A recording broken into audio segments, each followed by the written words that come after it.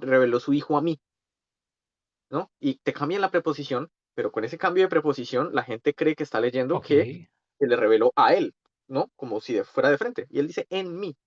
Entonces, digamos que ya cuando tú lees así como todos los especialistas en Pablo te van a decir, lo que Pablo parece estar describiendo es una experiencia, digamos, mística suena como raro, pero como que es una revelación que no es el Jesús que aparece en Juan, ¿no? Al que Tomás puede ir y meterle el dedo en la llaga, sino que es una cosa un tanto diferente. Eh, y eso es Pablo, ¿no? Pablo en 1 Corintios 15 cita el credo que él recibió. Él dice, yo recibí, yo les paso a ustedes lo que yo recibí, ¿no? Que el Señor fue muerto de acuerdo a las escrituras, fue enterrado y resucitó al tercer día o fue levantado al tercer día de acuerdo a las escrituras, que se le apareció a Kefas, es decir, a Pedro, a los 12, luego a Santiago y a un montón de hermanos y ese tipo de cosas. Entonces, eso es lo más antiguo que hay. Más antiguo que eso no vas a encontrar nada.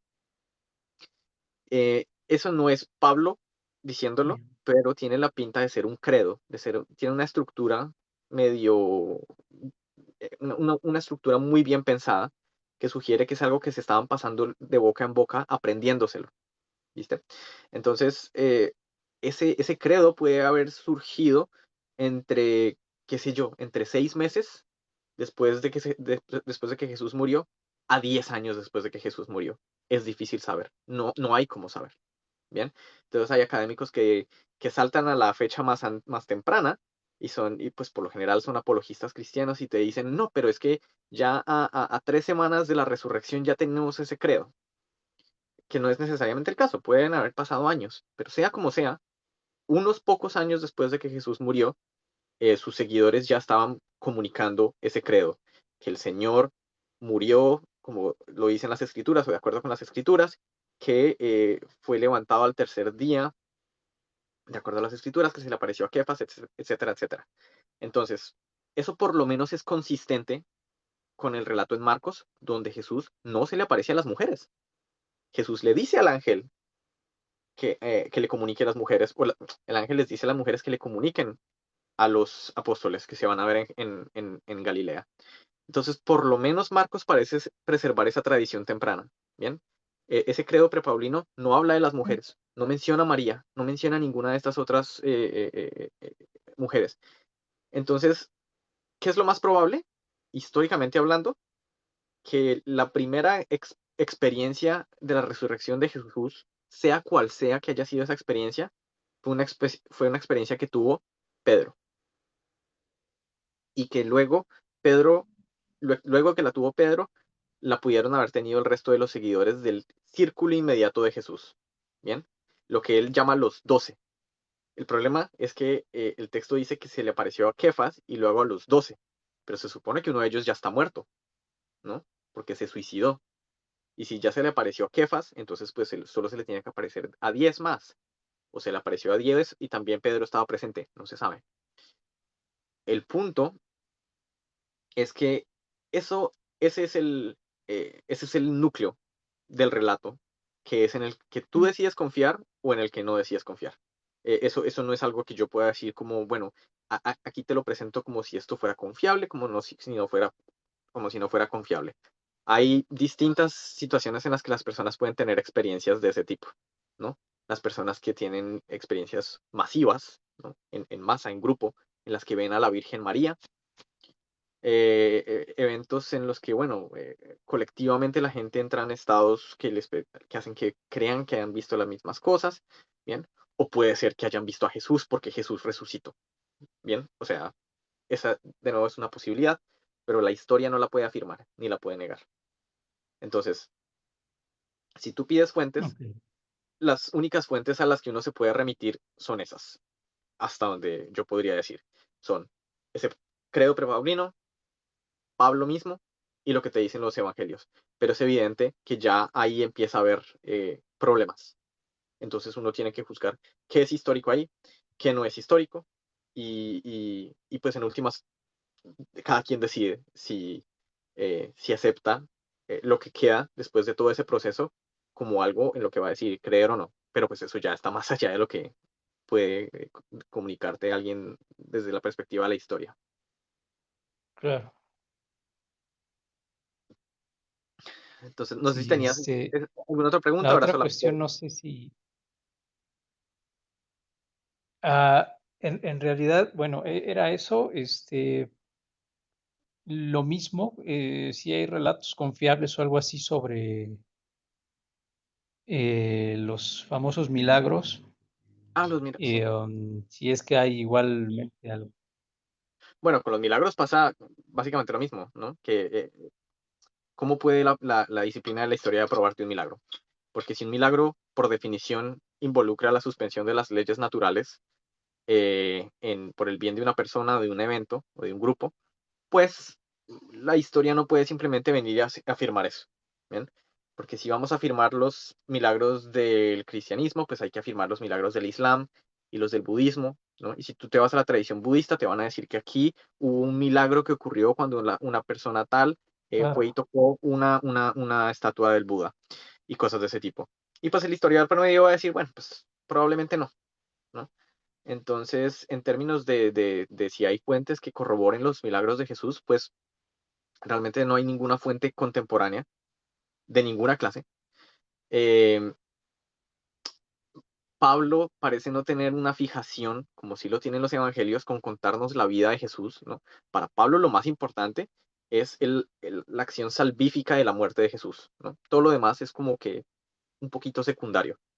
Entonces son los evangelios los que lo cuentan. Mm, Yo podría decir, desde una perspectiva más bien de literaria y de la redacción, que los evangelistas están usando ciertos milagros de forma política. Por ejemplo, cuando Jesús cura a un ciego, escupiéndole en el ojo, en ok, Marcos escribió cerca del año 70. Y cuando tú vas y miras eso, la única otra referencia en el mundo antiguo a alguien que curó a un ciego escupiéndole en el ojo fue Vespasiano, que se convirtió en el emperador en el año 69. ¿Bien? Entonces, en el año 69 se supone que Vespasiano curó a un ciego escupiéndole en el ojo. Algo que está sumamente bien atestiguado. Lo menciona Tácito, lo menciona Suetonio, lo menciona Diocasio. En el año 69 tú tienes eso, y más o menos para el año 70 se escribe el Evangelio de Marcos, en el que Jesús cura a un ciego escupiéndole en el ojo. E inmediatamente después de que le escupen el ojo y lo cura, está la confesión mesiánica de Pedro, ¿no? Él les pregunta, ¿quiénes dicen ustedes que yo soy? Y Pedro dice, tú eres el Mesías. Bien. En el caso de Vespasiano, el acto este de curar al ciego probablemente fue una jugada de propaganda bueno, con algún culto que había en Alejandría, sirvió para legitimar a Vespasiano como el emperador, ¿no? Porque el emperador tenía que ser un ser divino. Julio César era un dios, Octavio era un dios. Eh, bueno, cada uno de sus descendientes se supone que era Vespasiano. ¿Quién es Vespasiano? Vespasiano fue el emperador que ocupó el trono del Imperio Romano desde el año 69. No me acuerdo hasta qué año, porque no me acuerdo en qué año murió. Vespasiano fue el general que destruyó Jerusalén, ¿sí? Vespasiano ok, destruyó Jerusalén, destruyó el templo y en su camino de vuelta paró por Alejandría, donde se supone que curó a un ciego con saliva y, eh, y fue establecido como emperador.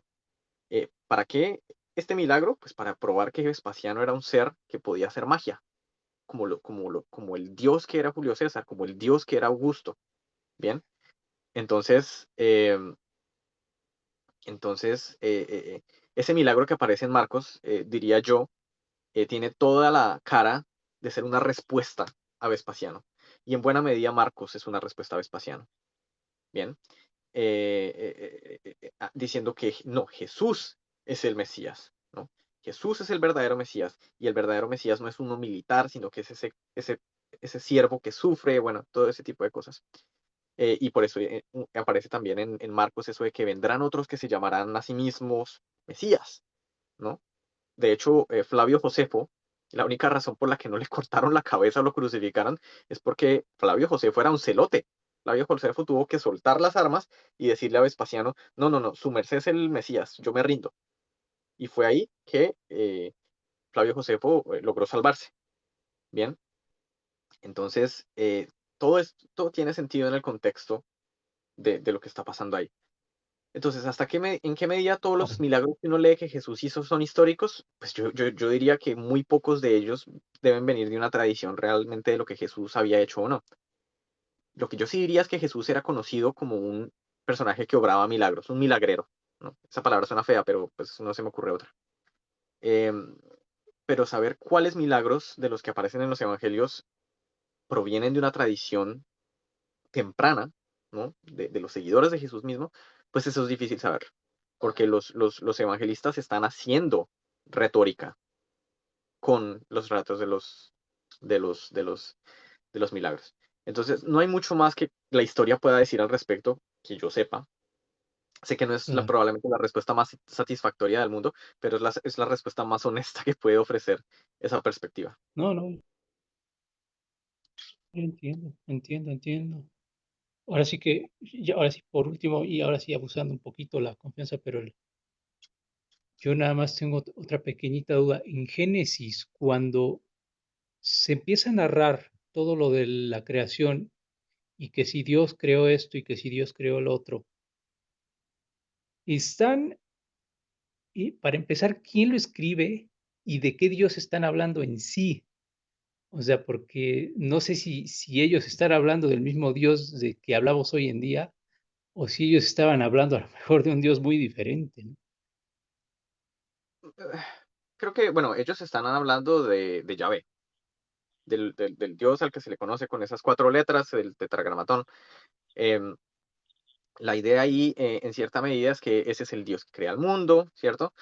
Y es el Dios de Israel, ese es su pueblo escogido, ¿no? A través de una familia, que es una familia de la cual va a surgir toda una nación. Eh, eso, en términos históricos, no pasó. ¿Sí? Los patriarcas son figuras legendarias, si no es que míticas.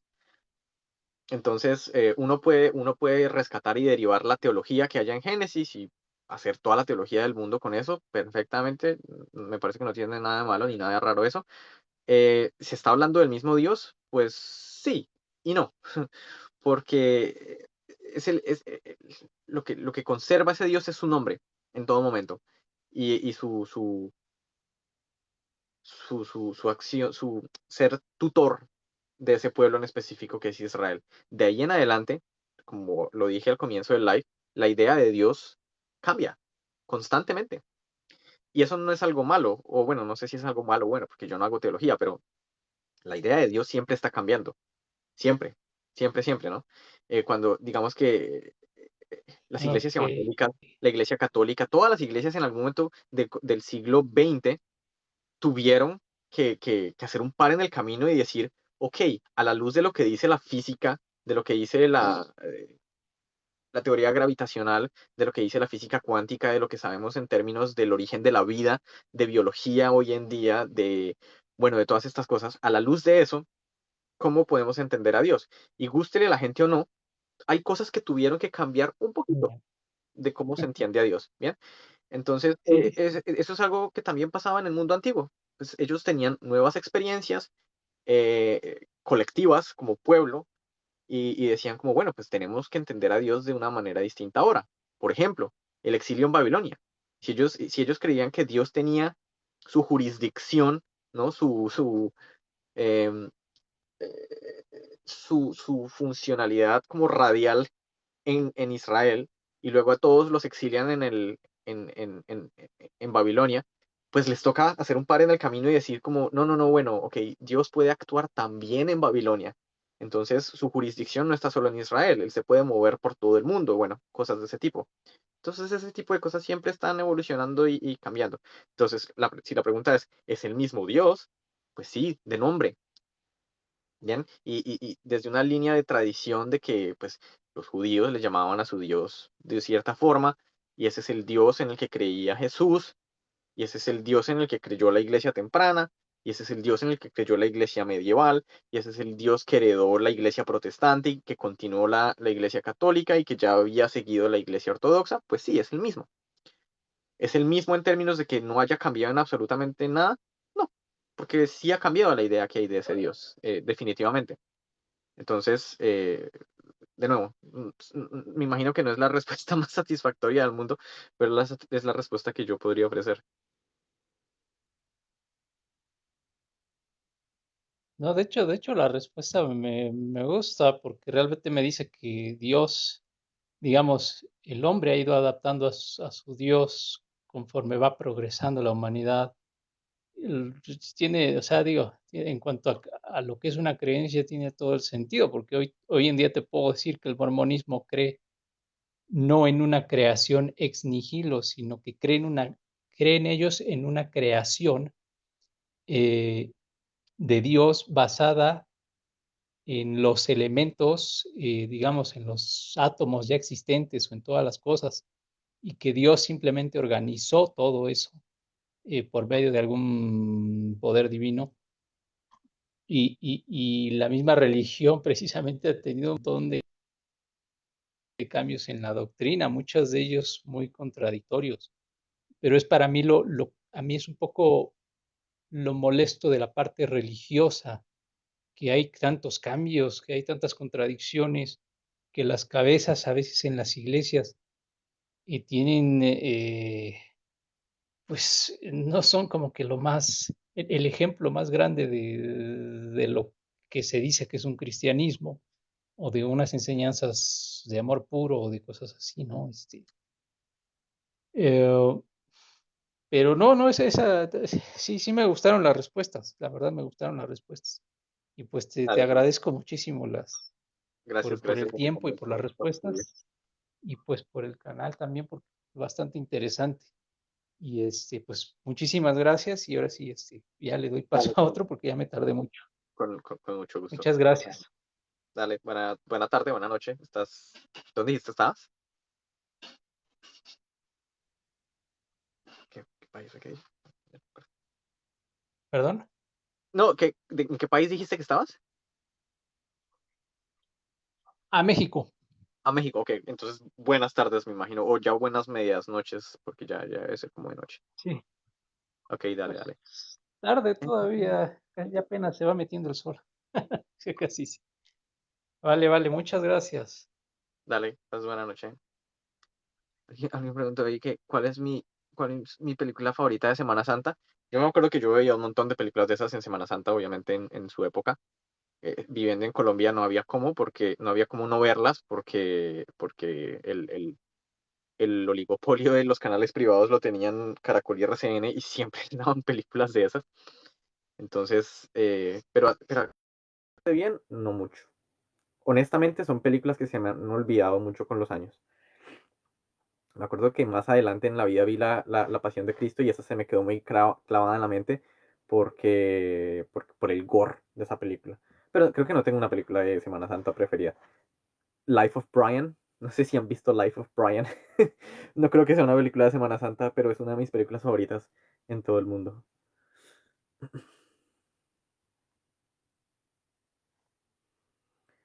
Ah, ta.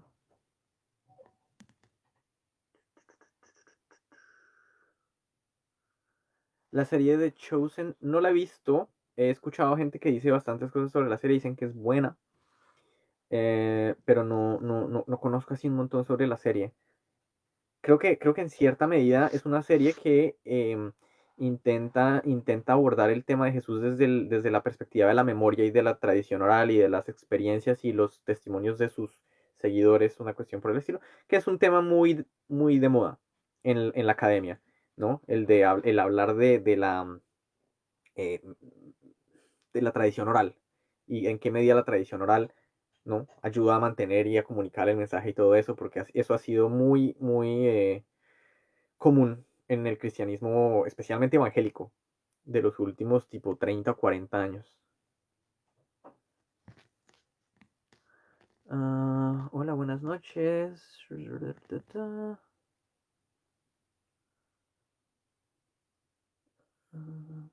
No he visto Breaking Bad, no.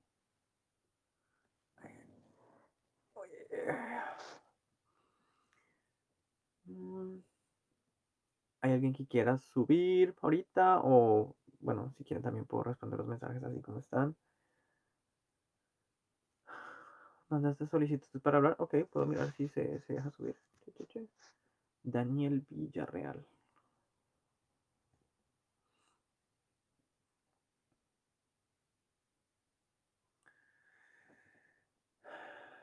¿Cómo se llama la película que recomendaste? Life of Brian, como Brian, Brian. Es una comedia, no es una película de Semana Santa. Es una comedia de Monty Python, que eran unos comediantes británicos. Es una película absolutamente absurda. Ah, ok. Mm. Había subido a alguien, pero... A ver, lo voy a bajar.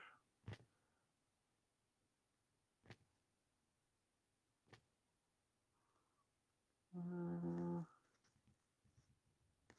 Life of Brian. Esa es la película. Johnny Corado. A ver, ahí te mandé invitación.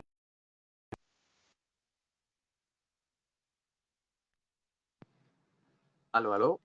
Hola, Hola, buenas noches. gracias Mario, qué gusto poder saludarte. Hola, mucho gusto también. ¿De dónde hablas? De Guatemala. Guatemala. Ok, vale. Sí, sí, sí. Pues bueno, yo también me uno a a las felicitaciones por tu canal, disfruto mucho el contenido que haces. Em, pues yo te escucho como cristiano y creo que me ayuda mucho a distinguir algunas cosas, especialmente desde la historia. Y también a descartar, creo que es muy importante lo histórico para descartar algunas cosas que no nos sirven, digamos, dentro de la perspectiva cristiana también. Entonces, y bueno, hay algo que me gustaría preguntar y es acerca de la tradición judía de escribir. Me llama la atención que mucho, bueno, lo que sé, no sé mucho, pero entiendo que incluso hubo un momento donde los escribas era como tener una carrera o una licenciatura de alguna forma en escribir, en copiar el texto, y también los fariseos como gente que interpretaba estos textos y de acuerdo bueno, y que había un grupo que además sacaba leyes del mismo texto sagrado, digamos.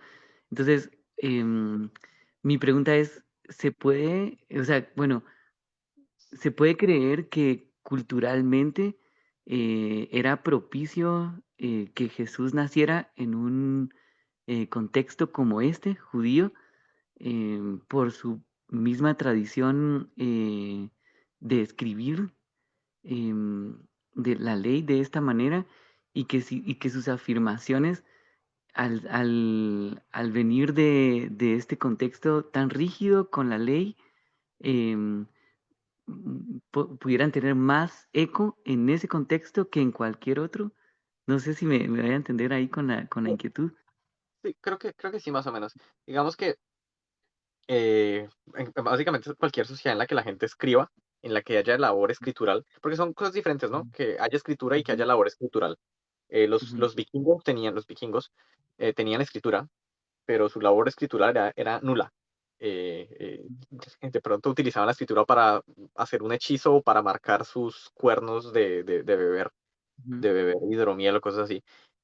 La actividad escritural implica y está más relacionada con cuestiones burocráticas, ¿no? Empieza con ujú, cuestiones burocráticas y religiosas, ¿no? ujú, Hacer las listas del inventario de lo que tenemos de granos y cosas de ese tipo, y luego ya se empiezan a escribir otras cosas.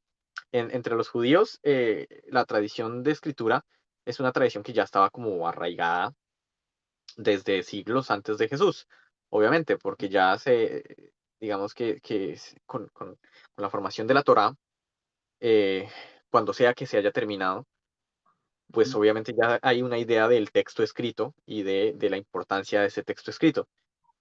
ujú, Entonces, para la época en la que Jesús vivió, pues el texto menciona varias veces, ¿no? Que Jesús no solamente se está enfrentando a los fariseos o a los Ujú, saduceos cuando llega a Jerusalén, sino también a los escribas, ¿no? ujú, Entonces, porque creo que la cuestión ahí es que, claro, los escribas estaban entrenados para, por un lado, leer el texto ujú, y por el otro lado, copiarlo. Y el ujú, hecho de copiar el texto, bien, hace que tú tengas la habilidad, pues, de conocer el texto con el que estás lidiando, ¿no? Yo, por ujú, ejemplo, por dar un ejemplo así muy sencillo, cuando yo aprendí griego, una de las formas en las que lo hice fue con la primera carta de Timoteo. Y esa carta la escribí entera, la transcribí entera en griego para poder hacer todo el análisis gramatical, pues, para cuando estaba aprendiendo griego. Eso hizo que me familiarizara mucho con esa carta. Bien, ahora yo sufro de una mala memoria y a mí se me han olvidado cosas, pero una persona que tenga una buena memoria, ese acto de copiar, no ujú, solamente una vez, sino varias veces, pues hace que tú ujú, llegues a conocer el texto con mucha más como afinidad. Es evidente que como un frenesí de copiar textos, por lo menos en ciertos círculos no tan ujú, lejanos del mundo en el que vivía Jesús, como en la comunidad de Qumran, ¿no? Los que ujú, escribían los rollos del Mar Muerto. Estos ujú, personajes escribieron muchos textos y estaban copiando muchos textos, ¿sí? ujú, Entonces, ellos copiaron, pues, de lo que más estaba copiado, pues es la Torá, ¿no? Tú encuentras ujú, copias, pero también Midrash de Génesis, de Éxodo, de Levítico, de Deuteronomio, en los que ellos reelaboran ciertas historias, les añaden, les quitan, les ponen, ¿no? Por una razón o por la ujú. otra. Entonces, bueno, ahí no sé si tú preguntabas más por el lado de cómo interactuaba Jesús con esa cultura o en cuanto a qué específicamente. Sí, creo que los textos dejan ver que Jesús estaba inmerso en esa cultura, o sea, que leía los textos, que discutía de alguna forma, o sea, creo que conocía la ley, ¿no? De alguna forma. Em, y tal vez la pregunta es si em, veamos, si esta cultura de tener tan arraigados los textos puede ser confiable a la hora de que esos textos de alguna forma hayan llegado hasta nosotros. Ok, ok, Em, una cuestión de ajá, que también se preservaran los textos. ajá, sí, y qué tan confiable era que alguien copiara y qué tan estrictos tal vez eran ellos con esta cultura de pasar un texto a otro y que fueran fieles en el sentido de que no le agregaran que eso, eso quizá me Entiendo, gustaría, entiendo, si tenés entiendo a qué te alguna refieres. idea. Sí, bueno, a ver, quienes hasta donde yo podría decir, en términos religiosos, ¿no? Ujú, Introducieron una disciplina así sumamente minuciosa de escribas, fueron los cristianos durante el medioevo, porque ellos ya designaban lo que eran los scriptoria, que eran salones enteros dentro de los monasterios donde estos personajes eran entrenados para copiar esos textos y no hacían más que copiar textos día y noche. mm, Era lo único que hacían. Entonces, ahí ya hay una labor profesional, literalmente una labor profesional, que puede que ya en cierta medida existiese en la cultura judía, pero eso no quiere decir que el texto se estaba transmitiendo, pues, ¿no? Perfectamente mm, cristalizado, fosilizado, porque la evidencia no muestra eso. No muestra que no es así en el caso de los cristianos, ¿no? Por eso mm, tenemos de que se le añadió el relato de la mujer adúltera a Juan, que se le añadió mm, el final largo a Marcos, que se le añadió la toma juanica a la primera carta de Juan.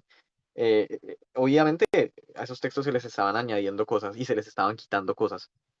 ujú, En el contexto de los judíos, me parece que, pues, de la cultura judía anterior al cristianismo, eso es aún más evidente, porque hay textos, pues tenemos por lo menos los rollos del Mar Muerto, tenemos la Septuaginta, que es la versión griega de las escrituras hebreas, tenemos por lo menos la Vulgata, que también es una traducción de esos textos, la Peshitta, eh, y el texto masorético, y el Pentateuco samaritano. Ahí hay un montón de textos, ¿no? Cuando tú vas y comparas todos esos textos, hay muchos lugares de divergencia, muchos. La Septuaginta, por ejemplo, la versión griega de las escrituras hebreas, la Septuaginta de Jeremías es un sexto más corta que la versión masorética. Es decir, mm, le faltan como 9 capítulos enteros. No están en la versión de la Septuaginta. Entonces ujú, uno se tiene que preguntar, Entonces, ¿qué pasó acá? Eventualmente se le añadieron más capítulos a Jeremías o la Septuaginta los quitó. Cualquiera que sea la respuesta, evidentemente aquí hay prácticas de escritura que implican añadir o quitar. ¿Sí? Es una o la otra, no pueden ser las dos. Yo le pregunté alguna vez a Daniel McClellan, que también tiene su cuenta de TikTok acá, para quien lo conozca. McClellan decía que la versión más corta de la Septuaginta probablemente era más original. Bien. Ujú, Esto simplemente demuestra que a los libros de los profetas la gente se sentaba y les añadía cosas. ¿Bien? ujú, Porque cuando tú no tienes la idea, la noción de que, como de que estoy escribiendo la Biblia, ¿no? Jeremías, cuando le dictaba sus oráculos a alguien más, muy probablemente, es muy poco probable que Jeremías estuviera pensando, sí, estoy escribiendo el capítulo 25 de mi libro que va a estar en la Biblia. No, cuando tú lees las crónicas de los reyes, o el libro de Reyes o el libro de Crónicas, estos son libros literalmente de crónicas, son crónicas reales, ¿sí? De los reyes. Y cuando ellos están escribiendo sobre que David se acostó con la esposa de uno de sus hombres, pues creo que ellos no estaban diciendo como, estamos escribiendo la Biblia, no, ellos estaban escribiendo unas crónicas de los reyes, punto. Entonces, cuando tú tienes una idea como tan, ujú, digamos, no tan canonizada del texto, pues no hay ujú, tanta incomodidad con decir como que pues yo le voy a añadir lo que quiera, le voy a quitar lo que quiera, bueno, y todo ese ujú, tipo de cosas, ¿no? Entonces, bueno, termina pasando en muchos niveles. Los textos del Mar Muerto muestran lugares en los que se le añadió cosas al texto, que revelan que el texto masorético añadió ciertas cosas. En ujú, ocasiones la Septuaginta también tiene otros ejemplos. El libro de Josué en la Septuaginta tiene algunas alteraciones que son muy interesantes. La Septuaginta de Primera de Samuel capítulo 16, 17, 18 es más corta. Ahí ujú, faltan como 25 versículos y cuando los ujú, pones uno al lado del otro te cuentan dos versiones diferentes de cómo ujú, David peleó con Goliat o de ujú, cómo David peleó con el filisteo. Dos historias distintas, dos versiones distintas. En una Saúl conoce a David, en otra Saúl no conoce a David. En una David estaba cuidando a las ovejitas, en otra David simplemente pues es el portaestandarte de Saúl y punto. ujú, ujú, Y la Septuaginta carece de una de esas historias, que sí aparece en la Septuaginta. Perdón, que sí aparece en el texto masorético. Entonces, eso muestra que al texto se le estaban cambiando cosas. ¿Bien? Eso, digamos que lo que es la máxima expresión de esa obsesión con no cambiarle absolutamente nada al texto, se ve ya, es en la antigüedad tardía, comienzo de la Edad ujú, Media, con los musulmanes. ujú, Ellos sí tenían esa idea, una fijación obsesiva con que al texto no se le podía añadir o quitar nada, ¿no? Hasta el punto en que ya tenían unas reacciones violentas ante el hecho de que alguien le añadiera o le quitara algo al texto. Pero en ujú, el seno de la tradición judía, eventualmente eso también se desarrolló, ¿no? Y ya ujú, cuando se estableció el texto masorético, se canonizó y todo, pues ahí sí ellos decían, se tiene que copiar a la perfección, letra por letra, sin añadir ni quitarle nada. Pero ujú. esas no son prácticas de la época de la antigüedad, Ok, son ok, son prácticas de la antigüedad tardía. ok, muy bien, muchas gracias. Sí, esa era mi duda. Tal vez, bueno, no sé si hay espacio para una pregunta más. Sí, pues Em, son tres preguntas y tú lo dijiste una, entonces. ok, me gustaría saber acerca de qué pensás de el Génesis, la escena del huerto del Edén. O sea, particularmente si existían otras narrativas similares eh, en ese periodo donde se escribió, si se identifica algo similar o un estilo similar de literatura o un cuento similar, no sé, parecido a este.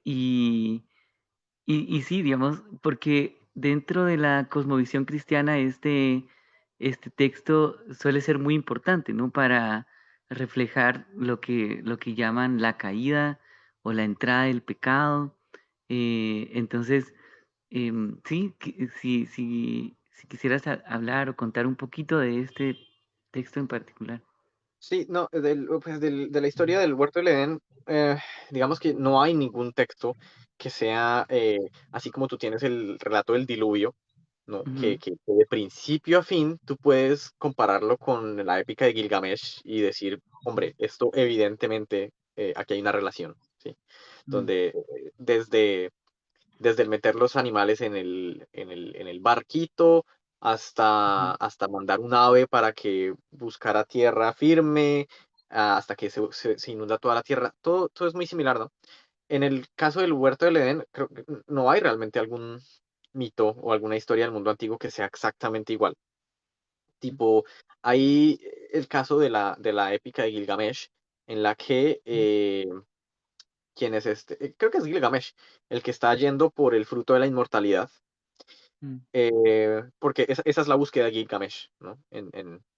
En ese texto. Él quiere la inmortalidad. Y ujú, en su búsqueda de la inmortalidad resulta que antes de conseguir la planta de la inmortalidad, una serpiente se la roba y se la quita, lo cual explica, según el mito, que las serpientes en apariencia vivan para siempre. No ujú, es que las serpientes vivan para siempre, sino que en el mundo ujú, antiguo las personas veían cómo la serpiente mudaba de piel y era como si mm, renaciera y mm, estuviera otra vez viva, y entonces como que lo hacían una vez y una y otra vez y creían que el bichito no que no muriera, sino que vivía muchísimo tiempo. ujú, Entonces, entonces eso no es exactamente el relato de, de del huerto del Edén, ¿viste? Pero los temas que subyacen al relato, pues están ahí. La idea de la, la, el estar al alcance de la mano para el ser humano, la inmortalidad de alguna manera, y de que una serpiente sea la que lo aleja de eso, ¿cierto? Porque al final del texto, Dios dice, tenemos que sacar al ser humano de acá, porque si no va a comer de ese fruto. Y entonces va a ujú, ser como los dioses, ¿no? Como ujú, un dios, una cosa por el estilo. Eso, evidentemente, hay alguna clase de relación temática, pero no es el mm, mismo mito, ¿viste? mm, Em, está el ejemplo de las 12 tareas de Heracles, ¿cierto? ujú, Como Hércules. La onceava tarea, la undécima tarea que realiza Heracles es una en la que tiene que ir a un jardín en el que hay un árbol con un fruto mm, custodiado por una serpiente llamada Lodán. mm, Eh, Lodán es un nombre, es una palabra que evidentemente es de origen semítico, puede ser de origen fenicio. Es básicamente igual a la serpiente que se menciona en Ugarit, que es una ciudad que existió al final de la Edad de Bronce, ¿no? Eh, en la época en que se supone que estaría ocurriendo el periodo de los jueces o de Josué. ujú, Y en Ugarit se habla de la serpiente que lucha contra Baal y la serpiente se llama Lotán. ujú, La serpiente se llama Lotán, se llama Lodán en el relato de Heracles, y la Biblia tiene una serpiente llamada Leviatán. En términos mm, etimológicos, la palabra viene de un lugar muy similar. ujú, Entonces, toda esa fusión de temas, ¿viste? De el árbol en un huerto, cuidado por ujú, una serpiente, pero en el caso de Lodán es más como un dragón.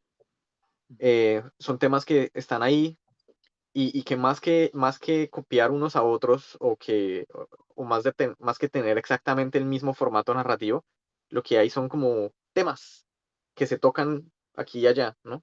No, mm, no hay un calco del ujú, relato, simplemente hay temas que están compartidos, lo cual tiene sentido, ¿no?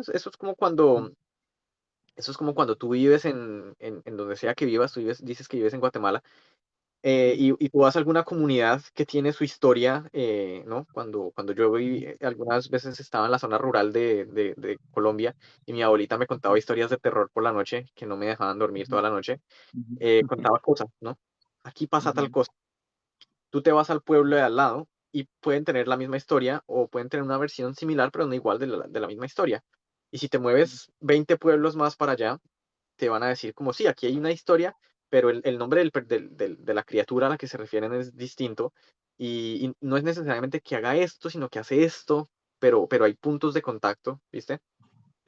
ujú, Entonces, digamos que yo no diría que el relato del huerto del Edén se esté copiando de nada. No creo que Mm, se esté copiando de nada, pero sí participa de todas esas ideas que están en el aire, ¿no? Acerca de la inmortalidad, ujú, estas serpientes mitológicas, eh, ujú. el intento frustrado del hombre por alcanzar esa inmortalidad, bueno, todo ese tipo de cosas. Entonces, Ujú. no sé si es como la respuesta que querías, pero es más o Sí, menos lo que se me ocurre. muchas gracias, gracias por eso. Ahora estoy muy fascinado con esta historia, tal vez profundizando un poco. Estoy leyendo C.S. Lewis, la trilogía cósmica de C.S. Lewis, el que Sí, escribe las lo crónicas de puedo Narnia. confirmar. Y en su libro Perelandra, él recrea una tierra que está comenzando y que solo hay dos seres humanos. Y me parece fascinante, digamos, la forma en que trata un huerto del Edén, pero en Venus, por ejemplo, donde no hay una serpiente, pero hay un científico que llega y tiene un diálogo con ellos. Y ahí el problema no es un fruto, sino que no pueden vivir en una tierra fija, porque ahí la tierra es flotante y la prohibición que les dio el dios de ahí era como no puedes vivir en tierra fija, tienes que vivir en la tierra flotante. Y el diálogo va en torno a eso y la discusión de por qué me dan este mandato si no tiene sentido. Y ahí, no sé, me encantó las figuras que están ahí. Entonces me surgió justamente esa duda, si habían otras historias parecidas antes que tuvieran que ver con este mito, pero gracias, gracias por eso. A tratar de buscar la de que mencionaste, Heracles, o Sí, el texto, ajá, ok, ok, sí, sí, dale, en dale. los Muchas ejes. gracias por tus preguntas. Ok, bueno, muchas gracias por este tiempo. Ahí me encantó escucharte y te sigo en este canal y pues con todo a seguir haciendo este contenido. Lo disfruto mucho. Dale, Ujú. muchísimas gracias. Que pases buena tarde, noche, creo ya noche. Sí, ya anoche. Bueno, muchas gracias, Mario. Dale, hasta luego. Bueno, adiós. Ta-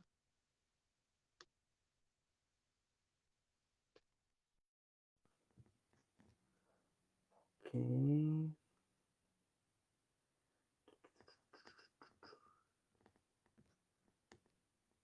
Mm, Veo que aquí estaban teniendo una medio discusión.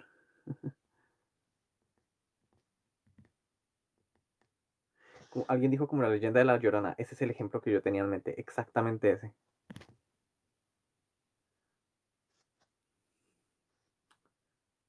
Ok. Yo, yo, yo, yo, yo.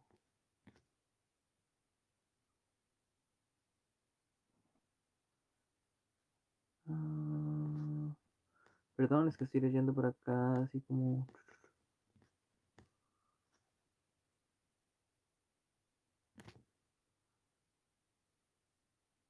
Ujú. Ok. ¿Me puedes comentar a mencionar la novela que se asemeja a La tumba vacía de Jesús? Se llama... Uy, Quereas y Calirroe. Sí, Quereas y Calirroe de Caritón. Es el novelista. Que es una novela que puede ser de mitad del siglo primero.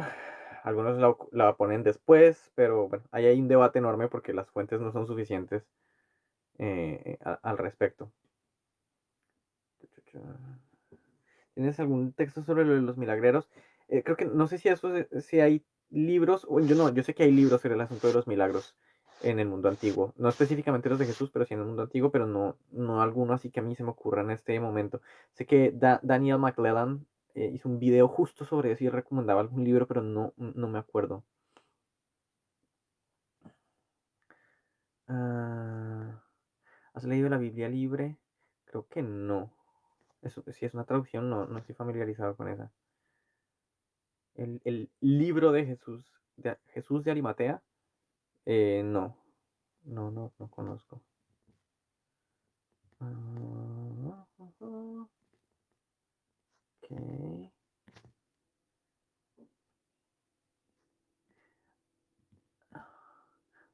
Ok, aquí hay una pregunta que me gusta. que es la pregunta de si Moisés existió o no realmente, porque ese es... Se me acaba de ir un momento. ¿Todo bien? Se cayó la... Espero que no se haya caído la señal del todo. Sí, se cortó por un momento. Sí, ya está de regreso. ¿Ya está todo bien? Ok. Sí, no, alguien preguntó sobre Moisés, sobre si existe, o si podemos saber si Moisés existió. Hay muchísimos académicos que afirman que Moisés no existió. ¿Bien? Y los hay muchos, bastante serios. Incluso algunos que son creyentes. Bien. Pero digamos que hay también un grupo de académicos que dirían que Moisés sí existió probablemente, lo cual no quiere decir que el relato del Éxodo haya ocurrido, tal y cual lo cuenta el relato bíblico. Eh, y las razones por las cuales yo soy de la postura de que Moisés probablemente sí existió son dos. Una, el nombre de Moisés es egipcio, no es un nombre hebreo. La Biblia intenta presentar una etimología hebrea para el nombre, pero es evidente que el texto no es hebreo y desde una perspectiva ya del idioma hebreo no suena que sea un nombre, un nombre hebreo como tal. Es un nombre egipcio y es un nombre que es el componente medio patronímico de palabras como Tutmosés, Ramsés, etcétera, donde el Mosés sería algo así como eh, engendrado por, ¿no? Ramsés engendrado por Ra, Tutmosés engendrado por Tut. Entonces el nombre es egipcio.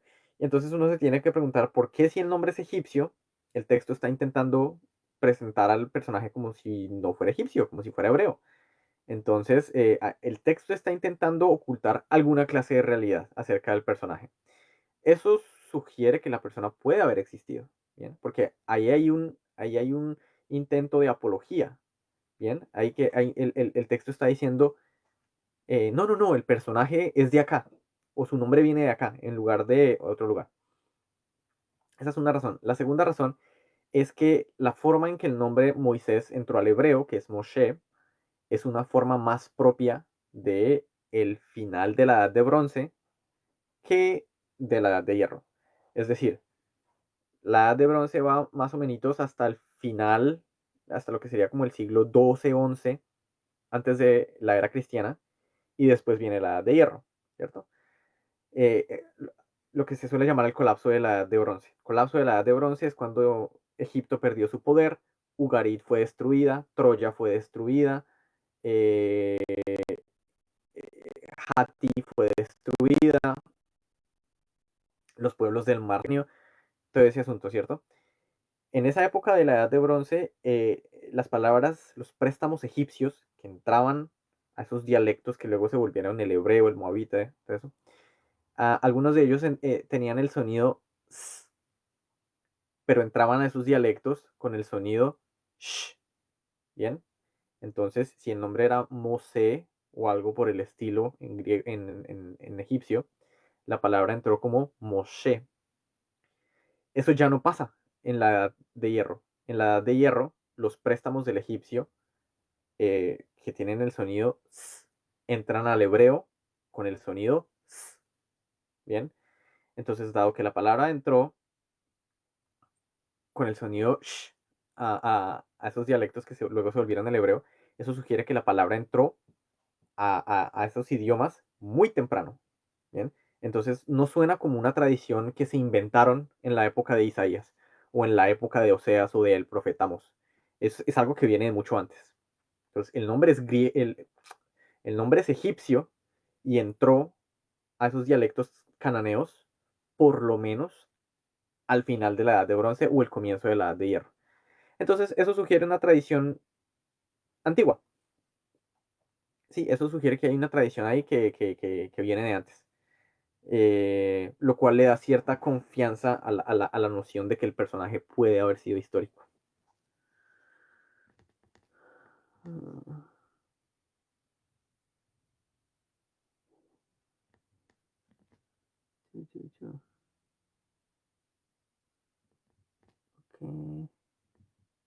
Ok, ahora sí, estaban mencionando a Bosnia Fallout.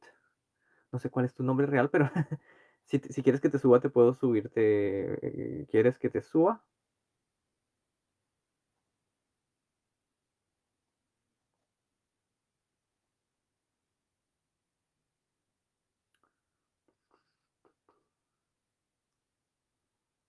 A ver, a ver.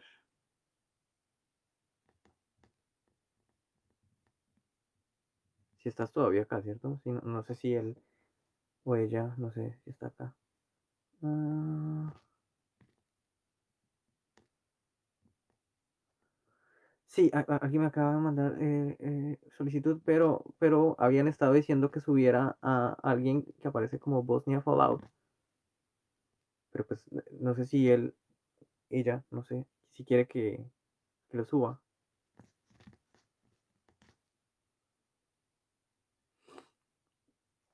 No sé ni siquiera si sigue en el live porque...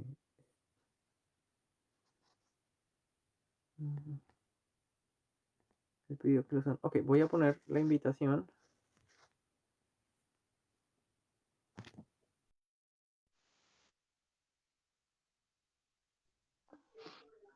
¿Qué tal? Buenas.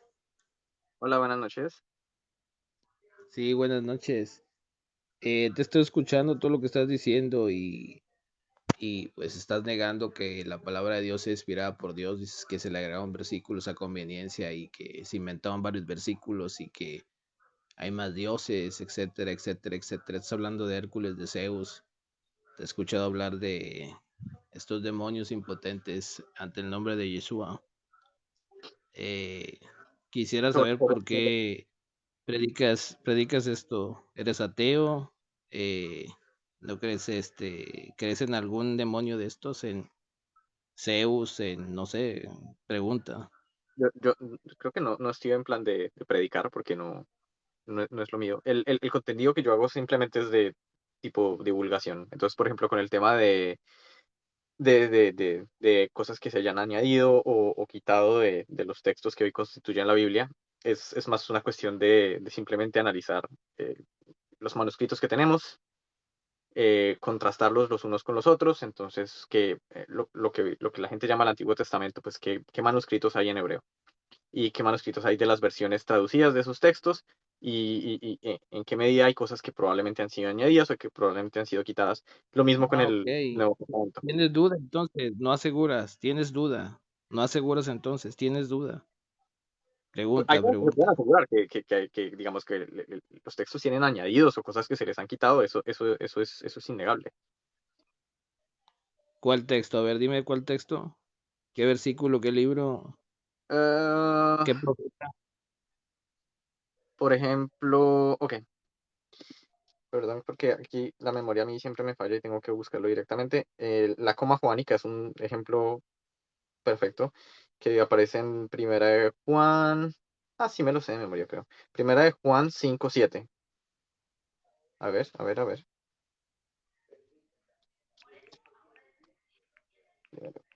Sí, Primera de Juan 5:7, que la versión que aparece, digamos, tipo en las traducciones que se hicieron por lo menos hasta el siglo XX, dice que son tres los que dan testimonio en el cielo, el Padre, el Espíritu Santo, y estos tres son uno, y tres son los que dan testimonio en la tierra, el Espíritu, el agua y la sangre, y estos tres concuerdan en uno, que es un ejemplo de los perfectos que hay de un texto que se sabe que fue agregado muchísimo tiempo después. ¿Quién crees que Por lo lo menos agregó? La Iglesia Católica. La Iglesia Católica, ¿crees que lo agregó? Porque dice el Padre, el Hijo y el Espíritu Santo. ¿Quién crees que lo agregó? no, no, ¿Algún no, yo concilio? no creo que lo ¿Algún hayan concilio? no creo que fuera una cuestión de concilio de jerarquía. Eh, Creo que es una cuestión de que hay tradiciones de manuscritos, ¿cierto? Por ejemplo, ya los manuscritos llamados alejandrinos, los bizantinos, bueno, los sirios o siriacos. Y ocurre que a veces es en el seno de una comunidad, a veces puede ser un individuo, eso es difícil saberlo, pero algún personaje considera que hay algo que debería estar en el texto o que considera que algo no debería estar en el texto y se le añade. Entonces, esto no es que haya sido una cuestión tipo de arriba a abajo por orden de algún papa, alguna cuestión de ese tipo. Creo que no hay ningún académico jamás que haya firmado una cosa de ese tipo, sino que sencillamente cuando tú vas y miras los manuscritos griegos, que fue el idioma en el que se escribió esa carta, no hay manuscritos griegos siglos y siglos y siglos y siglos que tengan ese texto tal cual aparece ahí. Ahí hay una alteración de ese texto. Digamos que la evidencia que hay de los manuscritos que tienen ese texto son, primero, Ya, o sea, muy tardíos y segundo, no son en griego. Entonces, la conclusión ahí sencillamente ya. pues, ese es un texto que ha sido cambiado. Ok, ¿qué crees que decía originalmente ese texto entonces? ¿Qué Eh, piensas tú o qué base tienes para decir que decía originalmente? a ver, espera un momentico. Recordemos que este evangelio fue escrito en griego, ¿estás de acuerdo? Esa ¿Estás de carta, acuerdo sí. que fue escrito en griego? El evangelio de Juan, el que me estás No, dando, no, así no estoy que diciendo el Evangelio de Juan, estoy primero diciendo Juan la 5. primera carta de Juan. La primera carta de Juan, el capítulo 5, versículo 7. Sí, 5:7, sí. Fue escrito en griego, ¿estás de acuerdo, verdad? Sí, sí, sí, totalmente. ¿Qué decía Ah, originalmente ese texto en particular? vamos a ver qué decía originalmente, ¿verdad? Decía, lo voy a leer en griego y luego lo leo en inglés, en español. Hotitreis eisin hoi marturontes, topneuma, kaito hydron, kaito haima, kaiho treis eisto en geneisin.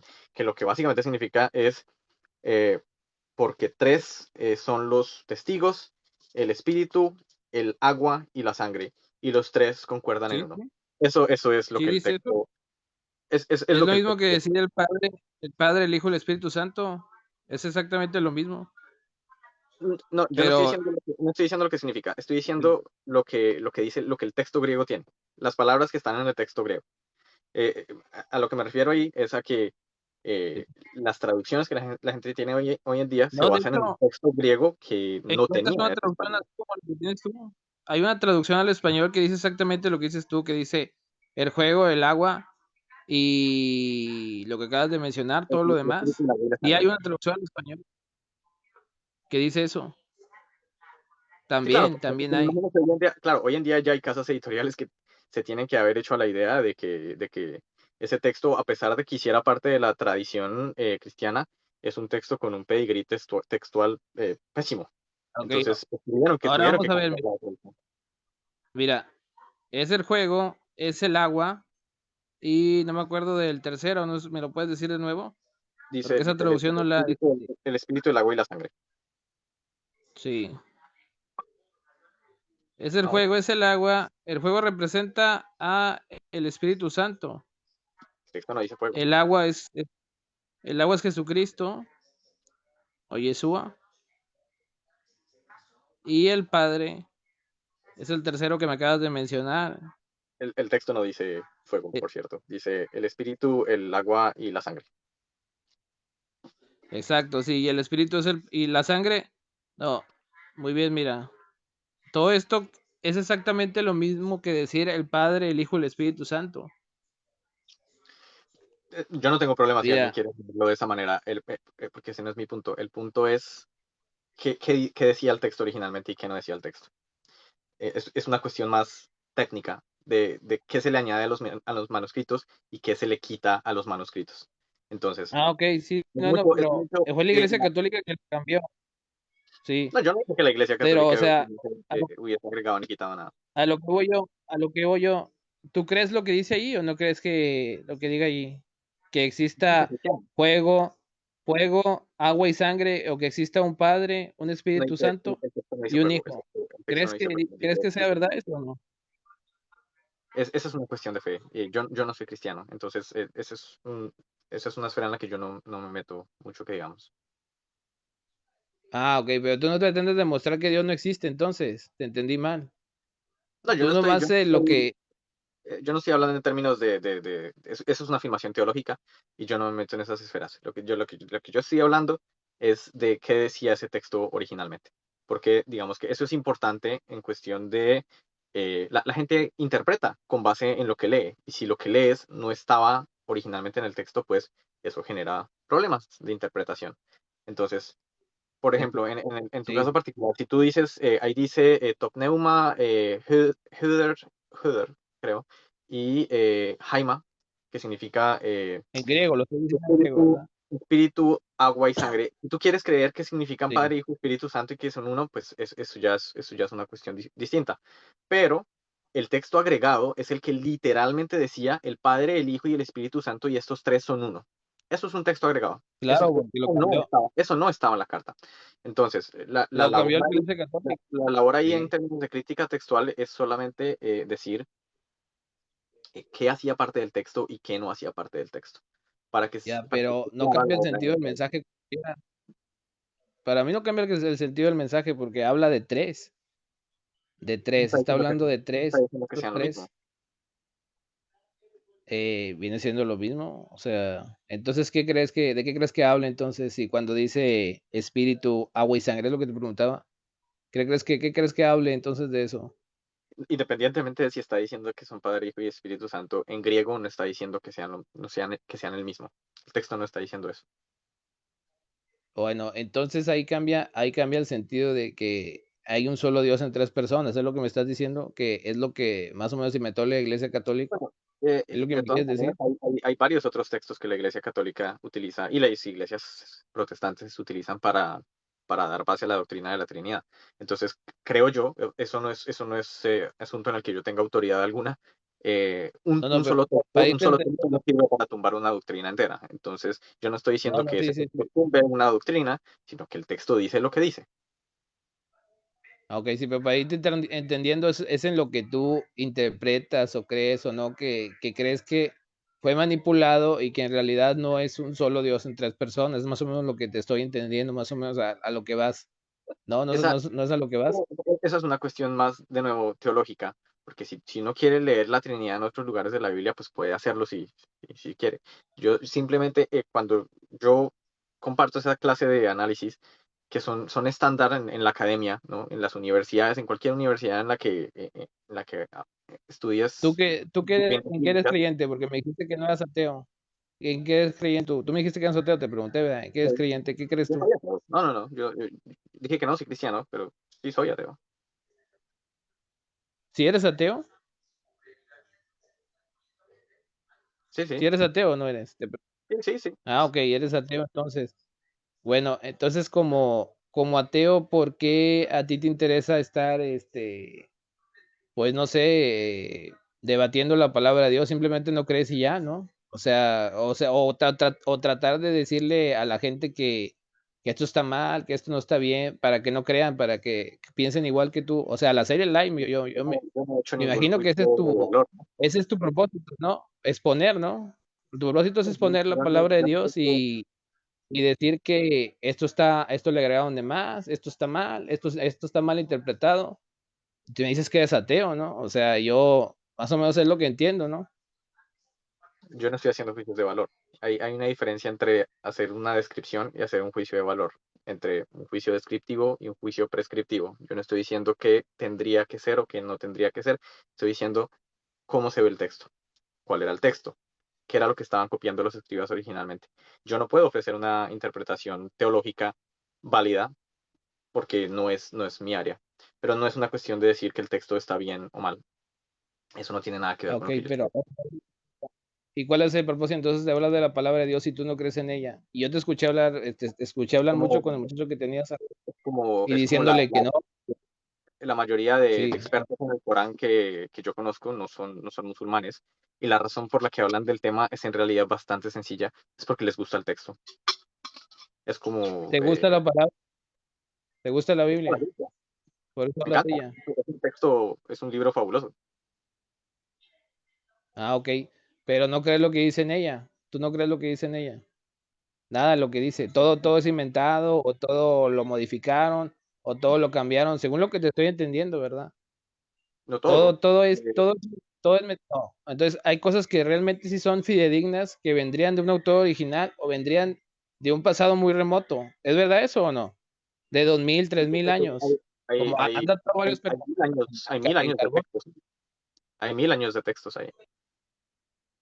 Muy bien. ¿Y si crees que sí, que algunos sí sean de un pasado muy remoto? Porque han datado algunos pergaminos que han encontrado, los han datado en 2000 años, algunos en 1500, etcétera, etcétera. ¿Sí Dos crees que mil sea años verdad esa datación? antes de Cristo, después de Cristo. Sí. No hay ningún texto bíblico en términos de manuscritos que tenga 2000 años. En términos de manuscritos, no estoy hablando del texto, estoy hablando de los papelitos, los papiros, los pergaminos. Ni uno solo. Pero sí hay alguno que hayan encontrado como los del Mar Muerto que datan más o menos de Los rollos de mil, Mamoto mil, datan de más o menos 1100 o 1200, perdón, no, del año 100 o 200 más antes de o Cristo. menos, más 100 o o menos, 200 sí, o es sea, muy diferente a exactamente 2000. 2000 años, no, más o menos por esas épocas. Entonces, ¿sí crees que esa datación es verdadera o no? Hay una diferencia de 1800 años pequeñísima entre 200 y 2000. No, pero hay pergaminos que todavía son más antiguos, no que son de hace 100 años Vale. o que hace de 200 o 300, o sea, se han No, yo no, descubierto pergaminos. yo no dije de hace 200 años, dije de 200 años antes de Cristo. 200 antes de Cristo. Ah, sí, por eso, pero son pergaminos antiguos, o sea, ¿sí crees que realmente sí sean antiguos o no? Así Sí, de esas épocas. ¿O los rollos del Mar crees Muerto que son de unos 200 años o 100 años antes de que Jesús vivió. Ok, ¿y crees que es una manipulación o esos crees que son falsos? Eso es lo que voy. ¿Crees que esos son falsos aunque les hayan dado datación de tiempo y todo eso? No es una Son cuestión manipulados esos. de falso o verdadero, porque ese es un juicio que no le interesa a un historiador, por ejemplo. Eh, Se trata de, hay textos que son historia ahí, hay textos que son mito, hay textos que son leyenda. Entonces uno Pero tiene que entonces, determinar qué es qué. muy bien, mira, a lo que voy yo es que, por qué está bueno, también hablas del Corán, me dices, ¿verdad? Y también lo desmientes igual. También dices que el Corán fue añadido, Sí, el Corán- que al Corán le... lo mismo o pasa no. con el Corán. El Corán tiene sus textos que probablemente son añadidos y ese tipo de cosas. Lo que pasa es que yo me muevo en un ambiente hispano.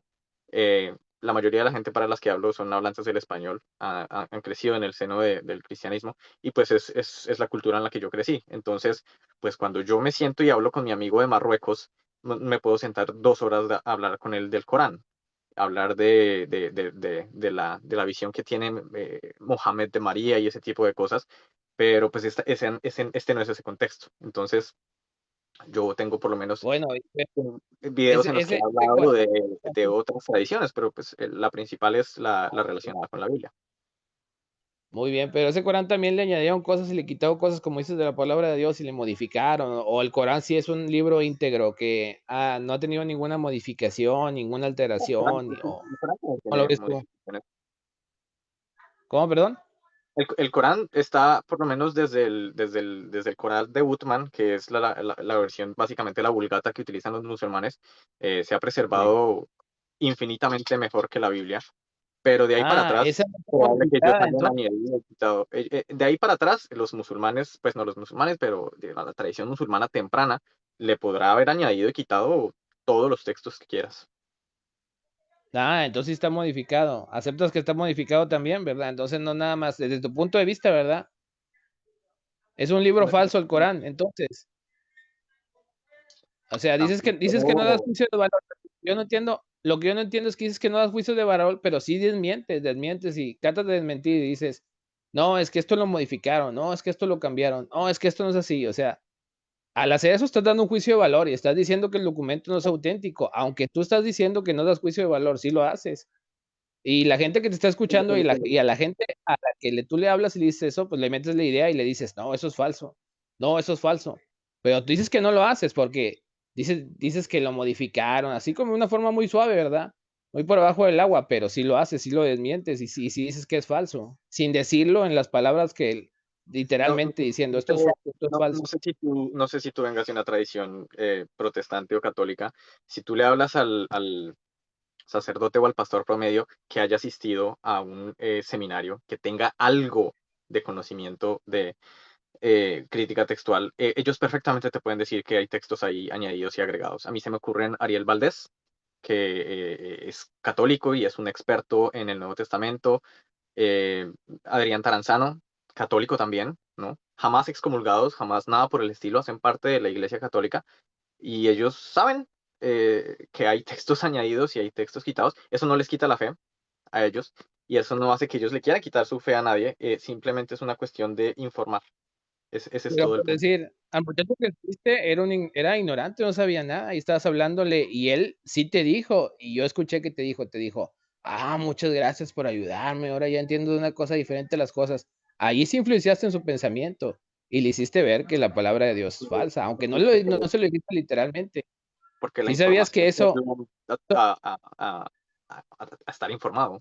¿Qué tiene de malo estar informado? no estaba informado. Ahí tú le metiste la mente que era falsa porque tú le decías que esto ya estaba modificado, esto estaba mal, esto lo añadieron, y él lo entendió de esa manera. No se lo dijiste literalmente, pero tú te fuiste por abajito del agua y le fuiste diciendo así de esa manera. O sea, lo que tú haces es pues tratar de adoctrinar a la gente diciéndole que la palabra es falsa.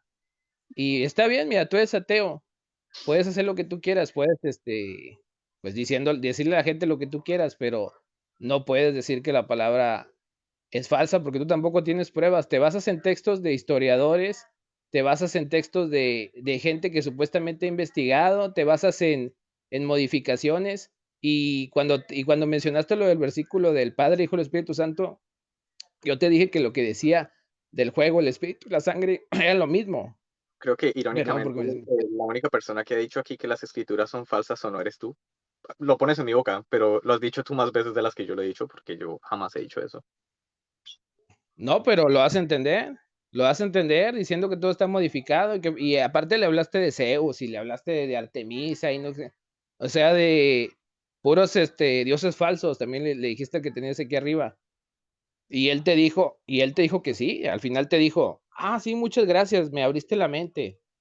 ¿Tú crees que eso no es adoctrinar? ¿Crees que no es o sea, los científicos y los ateos dicen que no adoctrinan, pero para ellos su religión es ser ateo y su religión es la ciencia, porque están aferrados a eso, están aferrados al método científico, o sea, esa es su religión. Entonces, al momento de estar diciendo, no, esto es así, esto es acá, tú también estás adoctrinando, estás Yo no metiendo una estoy idea, estás aferrado, metiendo un el pensamiento. método científico tiene todos los problemas habidos y por haber en el mundo. Nadie puede afirmar que el método científico sea perfecto y quien lo afirme es ingenuo. Yo en No, ningún no, momento. sí, o sea, es lo que te estoy diciendo, no es infalible, pero mucha gente piensa que es infalible, lo toma como una religión. Bueno, yo Muchos no. ateos que he conocido. Bien, mal Bueno, por ello. Yo no soy así. tú no, bueno, a ver, otra pregunta, a ver, ¿cómo piensas tú que No, fue la no te puedo concepción contestar ya más preguntas porque me he quedado más tiempo contigo de lo que ha pasado con cualquier otra persona en el live. Entonces, con todo respeto, te voy a bajar porque hay otras personas que quieren subir. Creo que no salió mucho de la conversación, pero en todo caso, pues gracias por haber subido. No, está bien, y tú puedes hacer lo que quieras. Vauva, þessi maður fucking heimskulegt. Ég get ekki trúa hvernig ég var að vera með þessi maður. Wow.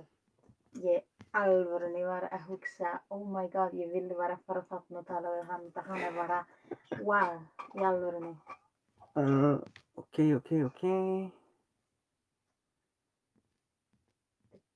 Trúa hversu mikið. Vi que algunas personas habían dicho que querían subir, pero ya no me acuerdo quién lo dijo. Það eru 5 eða 6 mismunandi fólk að segja, getur við farið A við ver. það milli þú var að hlusta þessi. Helviti. Te voy a subir, a ver. Perdón. Hola, Mario. Hola, buenas noches. Hola, buenas noches. Saludos desde Colombia, desde Barranquilla. ¿Cómo has estado? Con compatriota. Sí, Muy bien, señor. gracias. Bueno. Mario, quería saludarte. Quería decirte que tu canal me parece maravilloso, me parece espectacular. Es un canal, veo que hay gente que no comprende y esto es un canal académico, ¿sí? De cuestiones académicas, porque lo que tú dices son cuestiones académicas, históricas, te basas en temas. A mí me encanta, desde el primer momento en el que te hiciste, pues creo que yo no digo que te sigo, desde el primer video, pero sí desde que te hiciste viral. Y cada vez que tú subes un video es algo interesante, por lo menos para mí, ¿sí? Que me gustan estos temas. Me encanta cómo abordas los temas de Nuevo Testamento, Antiguo Testamento, y le das esta connotación histórica, le das esta connotación de poder argumentar y poder entrar como a mirar la raíz del texto, de lo que decía originalmente el texto. Me encanta cuando abordaste, por ejemplo, el tema del texto añadido de la mujer adúltera y lo mostraste con argumentos históricos, dando algunos manuscritos, algunos códices, y esto es mostrar argumento. Me parece espectacular. Hace Muchísimas rato, gracias. yo me considero agnóstico, ¿sí? Hace rato, hace mucho tiempo, digamos que cuando yo era más ferviente, habían cosas que me llamaban muchísimo la atención, pero nunca entré como a abordar estos temas. Por ejemplo, yo leí el Evangelio de Mateo y en el Evangelio de Mateo yo decía, pero ¿por qué el escritor cuando escribe, cada vez que escribe algo tiene que argumentar? Esto se cumplió para, esto se dio para que se cumpliera tal cosa. Esto yo, pero tiene un afán por argumentar. Era lo que yo decía, pero ¿por qué? ¿Por qué cada vez que relata tiene que dirigirse a esto se cumplió para esto se dio para que se cumpliese lo que dijo el profeta en tal cosa? Eso me parecía extraño. Sí, esa parte de Mateo. Ujú. Hace poco también hablaste de algunas cosas que adoptaba el pueblo judío a lo largo de los años y lo hacía como propio. Por ejemplo, también yo lo pensaba en alguna época, la famosa asta en el libro del Éxodo que Dios manda a hacer y dice que cada vez que lo muerde una serpiente, miren al asta, se me parece mucho a la famosa barra de Esculapio, ¿sí? Tendría algo de, no sé, de pronto lo adoptaron, hubo una, eh, a nivel microbiológico uno le llama simbiosis, pero no sé cómo se le llama a nivel de literatura. Tal vez hubo una vinculación. Sí, creo que ahí por lo general de lo que se suele hablar es de si hay alguna clase como de intertextualidad, ¿sí? Ajá, De si hay entre los textos hay alguna clase de relación. Em, Eso se ha sugerido en diversas ocasiones. Yo considero que sí. Por lo menos en la cultura griega existía esa idea de que está ese símbolo que es como un poste con una serpiente ajá, enrollada, ¿no? Que carga el dios, si no me equivoco, es un dios, Esculapio, y que está sí, asociada a la salud, ¿no? a la No es medicina. solamente la serpiente en un poste, sino es el hecho de que está asociada a un culto relacionado a la salud. Em, el texto en Números habla de que los israelitas, muy desobedientes ellos, hicieron enojar a Dios, Dios les mandó serpientes para que los mordieran, eh, Moisés les construyó esa serpiente de bronce y lo que hace la serpiente es curarlos. Entonces yo diría que definitivamente hay alguna clase de relación entre esos textos. ¿Y qué es lo que está haciendo el libro de Números? Si tú te das cuenta, en el libro, en los libros de los reyes se habla de que la gente en Israel estaba adorando a esa serpiente. ¿Sí? Ujú, Había una serpiente de esa clase en el templo, lo cual tiene sentido cuando tú piensas, por ejemplo, en esta cuestión de Esculapio, de que es una cuestión relacionada con el culto. Entonces, que la serpiente estuviera metida en el templo, pues tiene todo el sentido del mundo. Ahora, los autores bíblicos tienen que darle una explicación de alguna clase, ¿no? Y como ellos ellos los están enmarcando todo en clave yavista, en clave del culto al Dios patrón de Israel, pues ellos dicen, no, pues necesitamos darle una explicación en este contexto. Entonces, como que presentan esa historia en la que los israelitas desobedientes, Dios les manda las serpientes, Moisés les hace la serpiente y se curan, que es una historia hasta graciosa cuando uno la lee. No sé, a mí esa historia me parece siempre un poquito graciosa, pero no es algo muy distinto a lo que ya está haciendo en otros lugares, por ejemplo, el libro de Éxodo. El libro de Éxodo te está diciendo por qué los judíos tienen la menorá. Los judíos tienen la menorá para conmemorar que el primer encuentro que tuvo Dios con Moisés, que fue el de la zarza ardiente, ¿no? Entonces es un arbusto que se quema, pero no se consume. ¿Cómo lo conmemoran? Ellos construyen la menorá.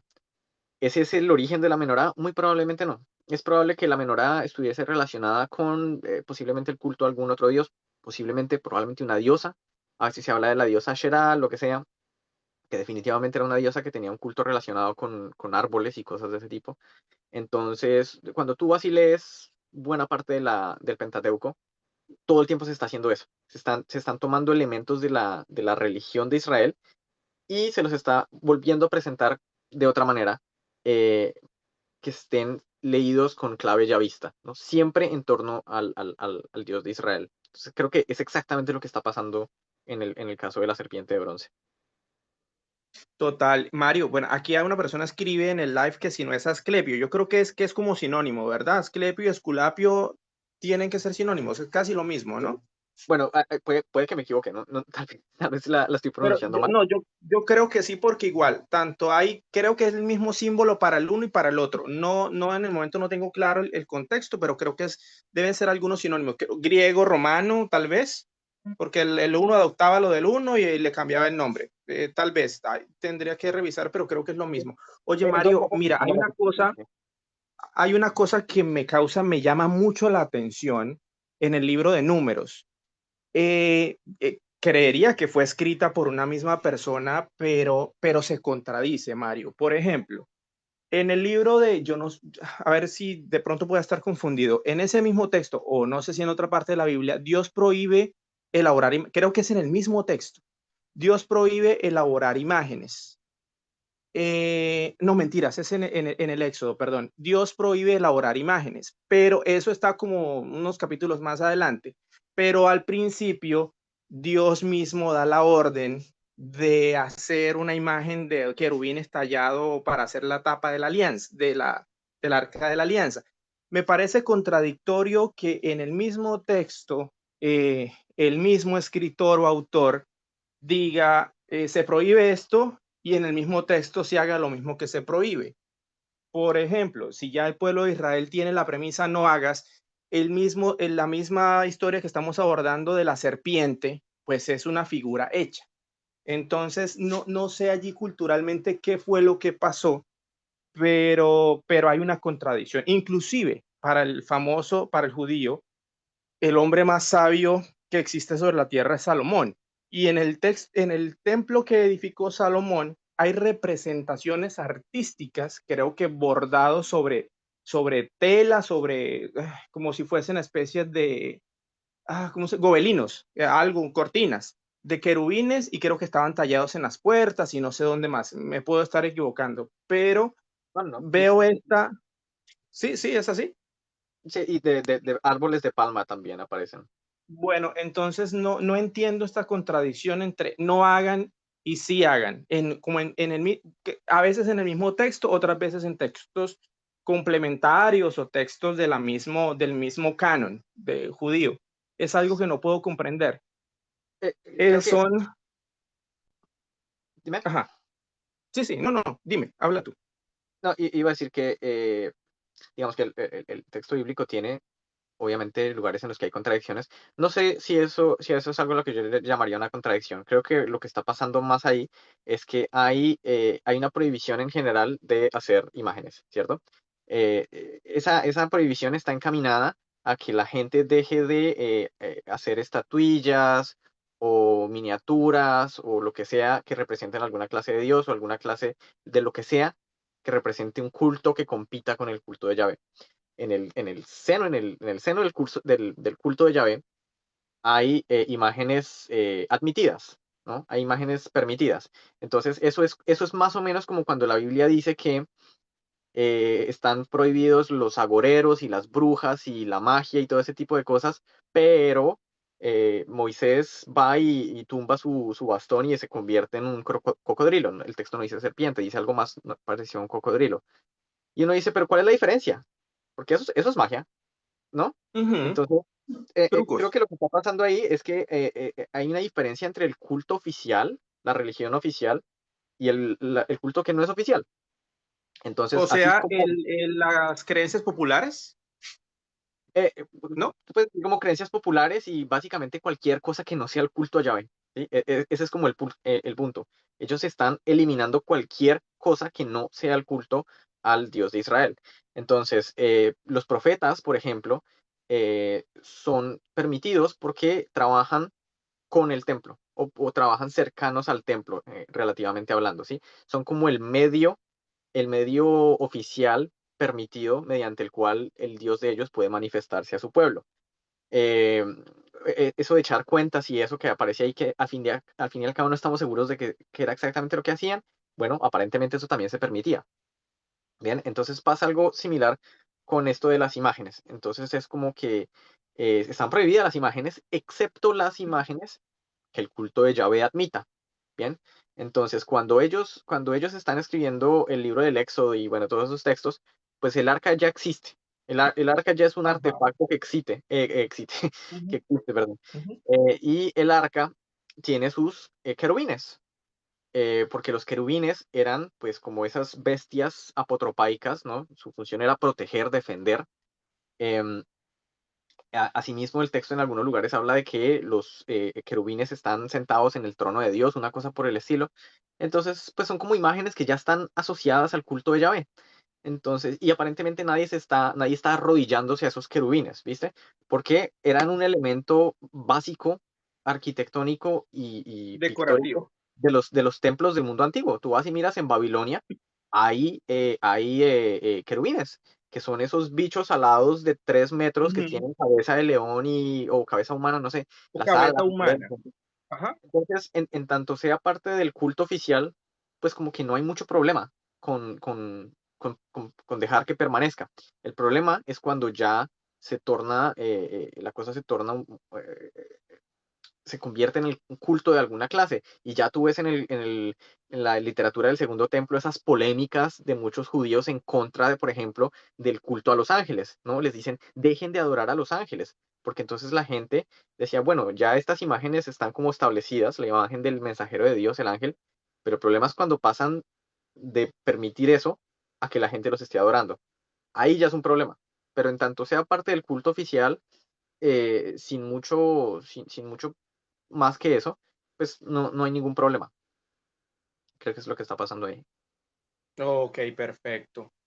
También, por ejemplo, hay una cosa que me causa mucha admiración y es que Pablo era un tipo erudito.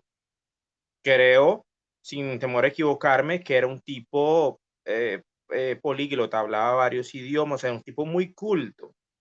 Al ser un tipo muy culto y muy convencido de su doctrina, de su fe, se me es muy difícil, eh, asimilar que de un momento a otro cambie de banda.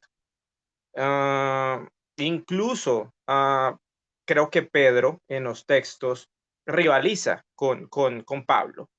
Y, y para mí el tema de la aparición de Pablo es más un tema de tipo político. Yo siento que el tipo no creía, sino que el tipo se me hace muy difícil, Mario, pensar que el tipo creyera. Para mí es más una jugada.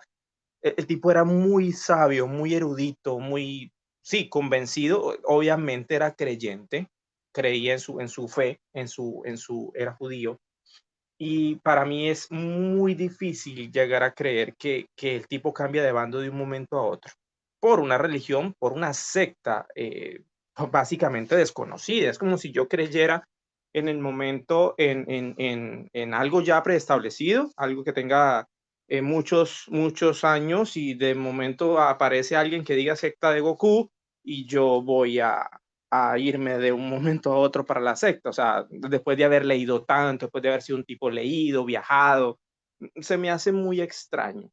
Sí, sí. Entonces, ajá, Con Pablo creo que el asunto pasa primero por darse cuenta de que Pablo no está cambiando de religión, ¿no?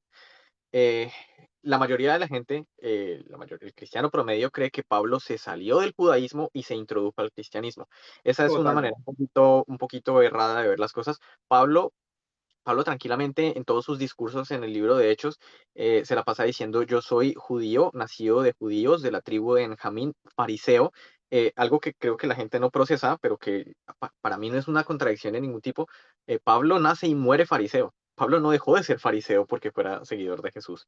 Bien, los seguidores de Jesús eran todos judíos, ¿sí? Pedro, todos ellos, ¿no? Tú vas y lees los evangelios, Jesús no se aparece en tierra de gentiles para nada, nunca. Tan radical es que cuando se le aparece una mujer gentil, le dice como, hombre, uno no guarda la comida de los hijos y se la da a los perritos, a las Sí, mascotas. claro. Es Sí. súper despectivo. Y en otra parte, por ahí en Mateo, creo, les dice, a donde los samaritanos ni se acerquen. Eso me parece que es histórico. Eso suena como el Jesús histórico. Eh, ahora, los seguidores primeros de Jesús, Pedro, Santiago, su hermano, todos son judíos. Entonces, Pablo no está haciendo una conversión así, una cosa brutal como la gente lo suele creer, ¿no? Pablo no es saduceo, Pablo es fariseo. Los fariseos ya creen en la resurrección. Los saduceos ya creen en los ángeles. Perdón, los fariseos. Los fariseos ya creen en la resurrección. Los fariseos ya creen en los ángeles. Los fariseos ya creen en un Mesías de línea davídica, ¿sí? Los saduceos no. Los saduceos no necesitan nada de eso, porque ellos están en el poder. Ellos son una clase colaboracionista con Roma. Ellos no necesitan un Mesías davídico porque ellos ya están en el poder. No necesitan creer en la resurrección porque eso es creer que todo se va a movilizar y a trastornar en los últimos días, pero ellos ya están en el poder. ¿Para qué quieren eso? Los fariseos no. Entonces Pablo estaba de acuerdo en todo con los seguidores de Jesús, excepto en que Jesús era el Mesías. Entonces Pablo aparentemente alguna clase de persecución les hizo. Y aunque Pablo es un tipo muy inteligente, Pablo también tiene una cosa como medio mística por ahí de por medio. Yo no soy tan, diría yo, cínico, ¿no? No lo digo como algo malo, pero la idea como de que Pablo simplemente está haciendo una movida política. Yo creo que Pablo, Yo también pienso lo mismo.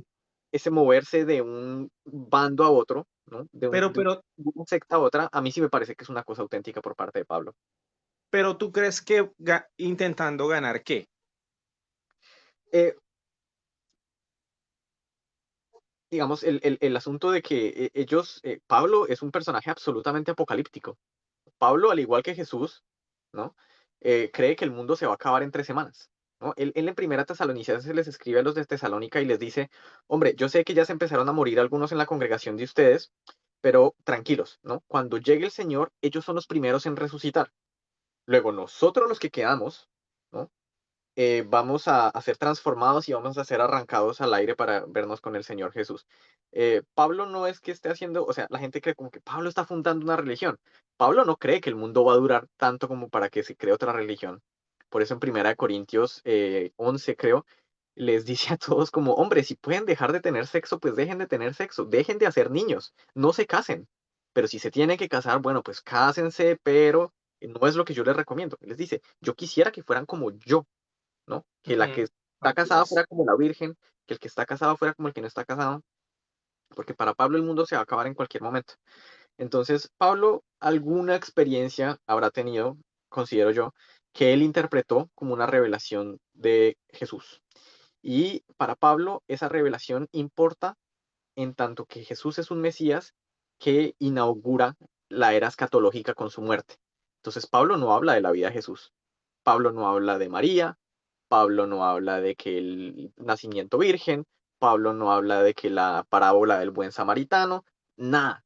Pablo está obsesionado con que el mundo se va a acabar, ¿no? Y entonces él está haciendo lo que cree que es propio de los profetas, de lo que profetizaron profetas como se supone Isaías, ¿no? Que en los días postreros, en los últimos días, las naciones se van a adherir a Israel y van a unirse a Israel como gentiles, no como judíos. No es que se van a volver judíos, sino que se van a adherir como gentiles. Entonces Pablo dice como, bueno, pues ¿cuál es mi tarea? Traerlos al redil. Entonces Pablo se va de paseo por todo el Mediterráneo trayendo gente, ¿no? Y diciéndoles, a Pablo no le interesa salvar a toda la humanidad, él sabe que son poquitos los que se van a salvar desde su propia postura. Entonces él está en eso, él dice, bueno, pues el mundo se va a acabar, eso él ya lo pensaba siendo fariseo. Lo único que le faltaba a él era decir, ok, esa era escatológica ya comenzó y se inauguró con la muerte y resurrección de Jesús como Hijo de Dios. Entonces yo no lo veo como una cuestión tanto política cínica, no descarto la posibilidad, Es posible, pero me parece más probable que Pablo haya simplemente hecho clic en decir como, bueno, esta gente cree en la resurrección, esta gente cree en los ángeles, esta gente cree en la venida del Mesías, esta gente cree en el futuro reino de Dios, eh, comandado por un rey de la dinastía de David, de la semilla de David. Pues bueno, lo único que le falta es decir como, ah, bueno, era este tipo. Ok, ok. El señor que ahorita estaba, oye, algo que tengo que resaltar de ti es la paciencia y la postura y la educación. Yo no hubiera sido capaz de mantener una postura muy tranquila como la que tú tuviste ahorita con el señor que subió, que yo pienso que entró a debatir de una manera muy fuerte. O sea, pues sí, la gente tiene sus creencias, pero pues también hay que respetar la postura, y sobre todo de lo que trata el canal.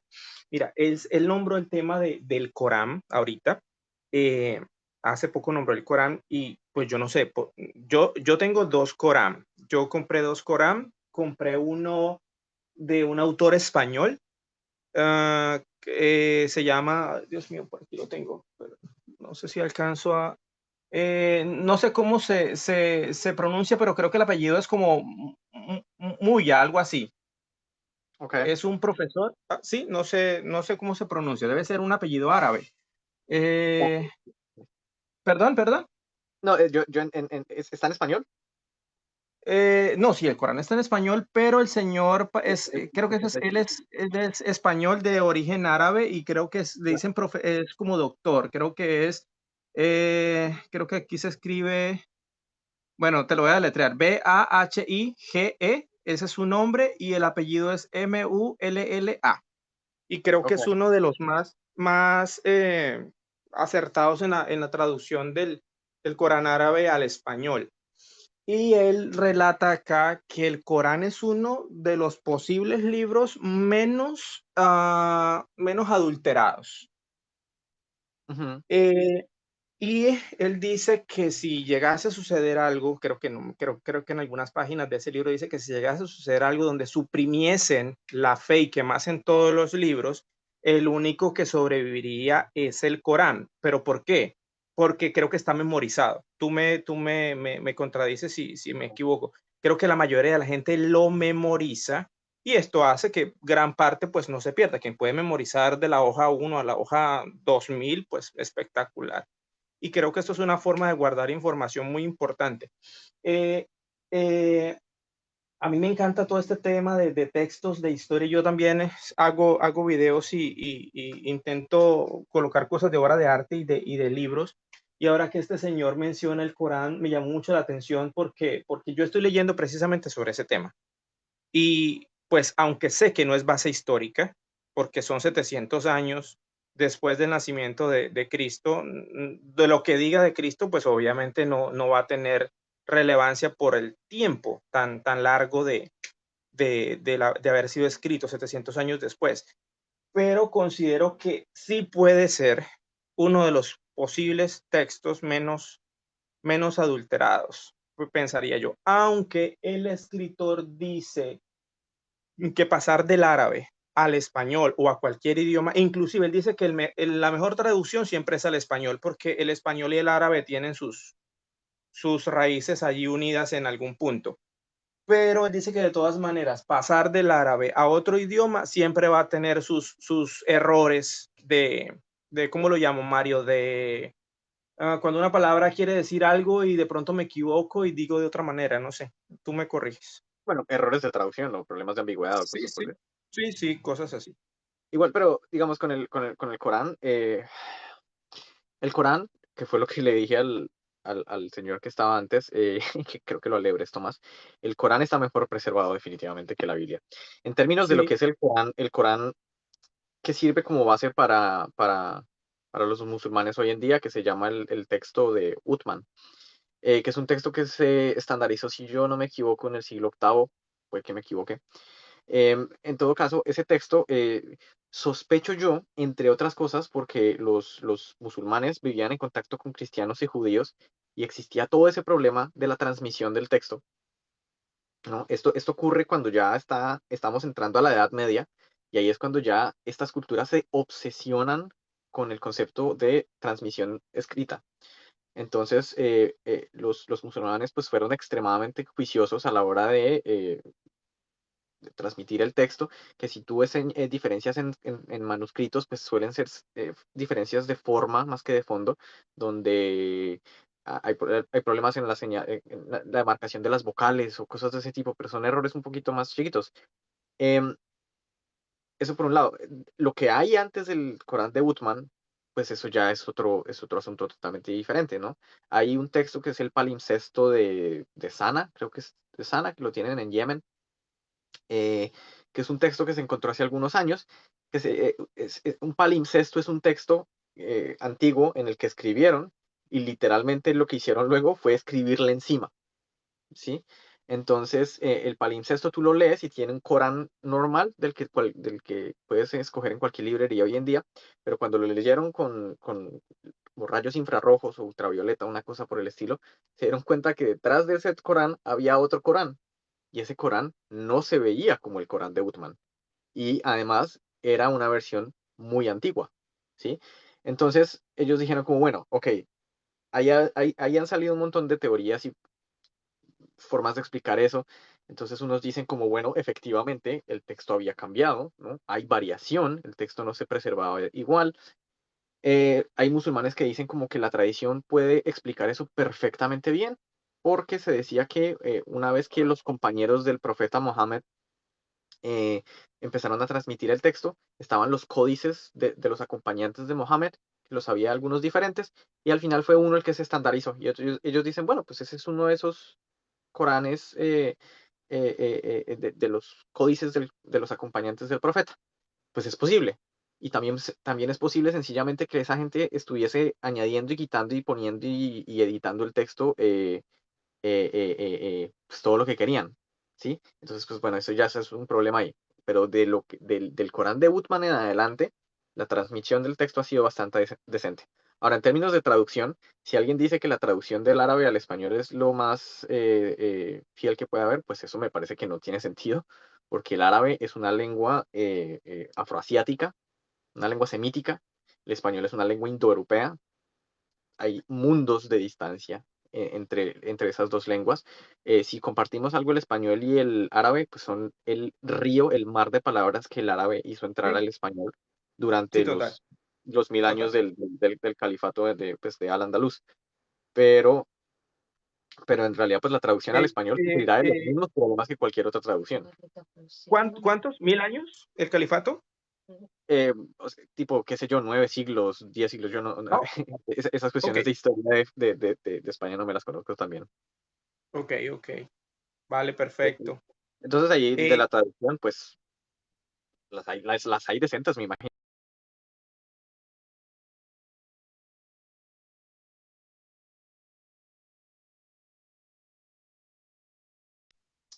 Digamos que la manera preferida de leer el Corán es en árabe. Y tú hablas con el musulmán promedio, te van a decir, idealmente se debería leer en árabe. Mario, ¿dónde puedo aprender aquí en Colombia? Yo vivo en Barranquilla, pero no soy de Barranquilla, amo esta tierra, yo soy santandereano. No vivo, yo vivo en Barranquilla, pero una pregunta, ¿dónde puedo aprender aquí en Colombia griego antiguo? ¿Hay alguno o no? Definitivamente no. Ok, te respondo esta pregunta y luego te bajo por si alguien quiere subir más, porque voy Sí, a sí. subir de pronto una última persona. Griego en Colombia.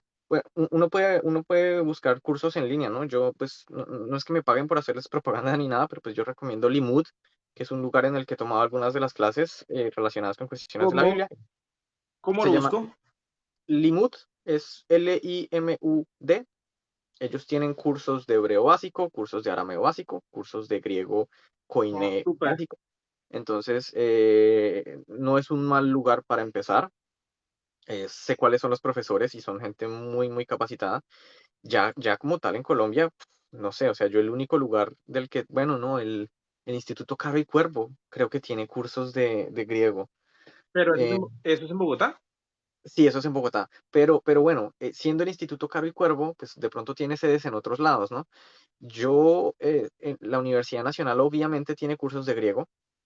pero pues depende de qué sede tenga cerca y de si en esa sede lo enseñan o no, porque obviamente yo estudié griego en la Universidad Nacional Oh, como electiva, ok. ahí me daban el curso, pero no sé si en otras sedes como la de Antioquia, la de la Amazonía, pues se enseñan griego o no, ahí sí, ni idea. Pero Limud, sin tener que salir de la casa, pues es un buen sitio para empezar. Perfecto. Oye, Mario, te quiero agradecer de verdad haber hecho este canal. Te quiero agradecer también el tema de todo lo que tú enseñas acá. Es de mucho valor para muchos de nosotros, ¿vale? Muchísimas Eh, gracias. y pues qué pena que otras personas pues les choque y todas las cosas, pero yo creo que estamos entrando en una era, esta era súper chévere, estamos entrando en una era de conocimiento ya propiamente desvelando realmente las cosas reales como son, quitándonos un poco el velo de tanto fanatismo religioso. Entonces ya me despido y sin antes darte las gracias, de verdad que es muy valioso todo este conocimiento que tú entregas. Gracias por el tiempo, gracias por la dedicación, gracias por todo lo que haces, ¿vale? Muchísimas gracias. Que pases Un millón de buenas gracias. noches. Sí, buenas noches. Sí, ya son las 8:56 de la noche. Sí, creo. Un millón de gracias, chao. Dale, chao, que pases buenas noches. ¿Me puedes bajar, por favor? Sí, te puedo bajar. Gracias. Þessi maður sem hann var að tala hann frá Sýrlandi. De maður sem hann var að tala um. Sem var fæðist á Sýrlandi, sem meinar að þegar hann var að gera þýðing, hann var ekki þýða til móðurmál hans.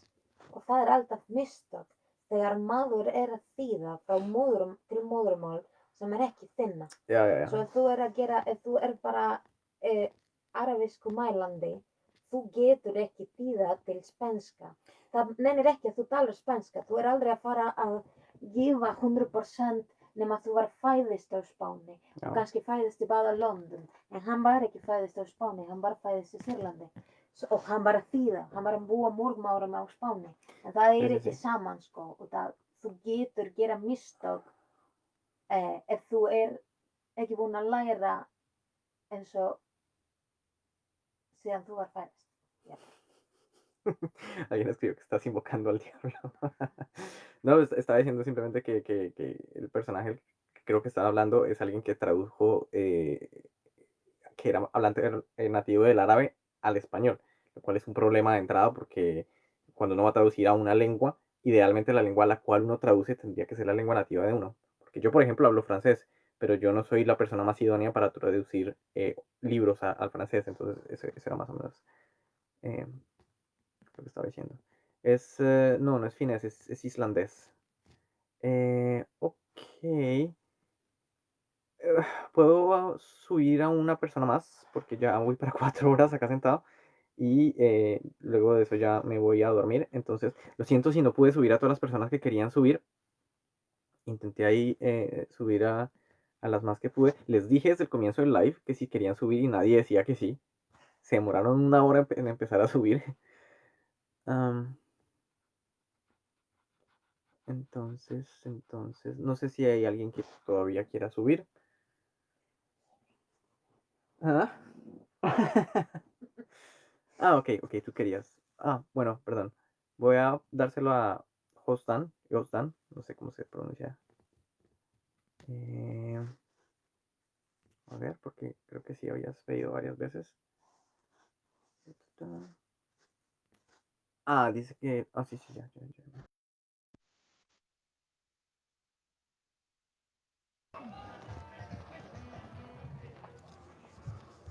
Hola, buenas noches. Hola, buenas noches. Ay, te escucho muy lejos. ¿Me escuchas bien? Sí, perdón. Pues es que yo soy creyente, soy cristiano. Buenas noches a todos, toda tu audición. Me gusta mucho tu contenido.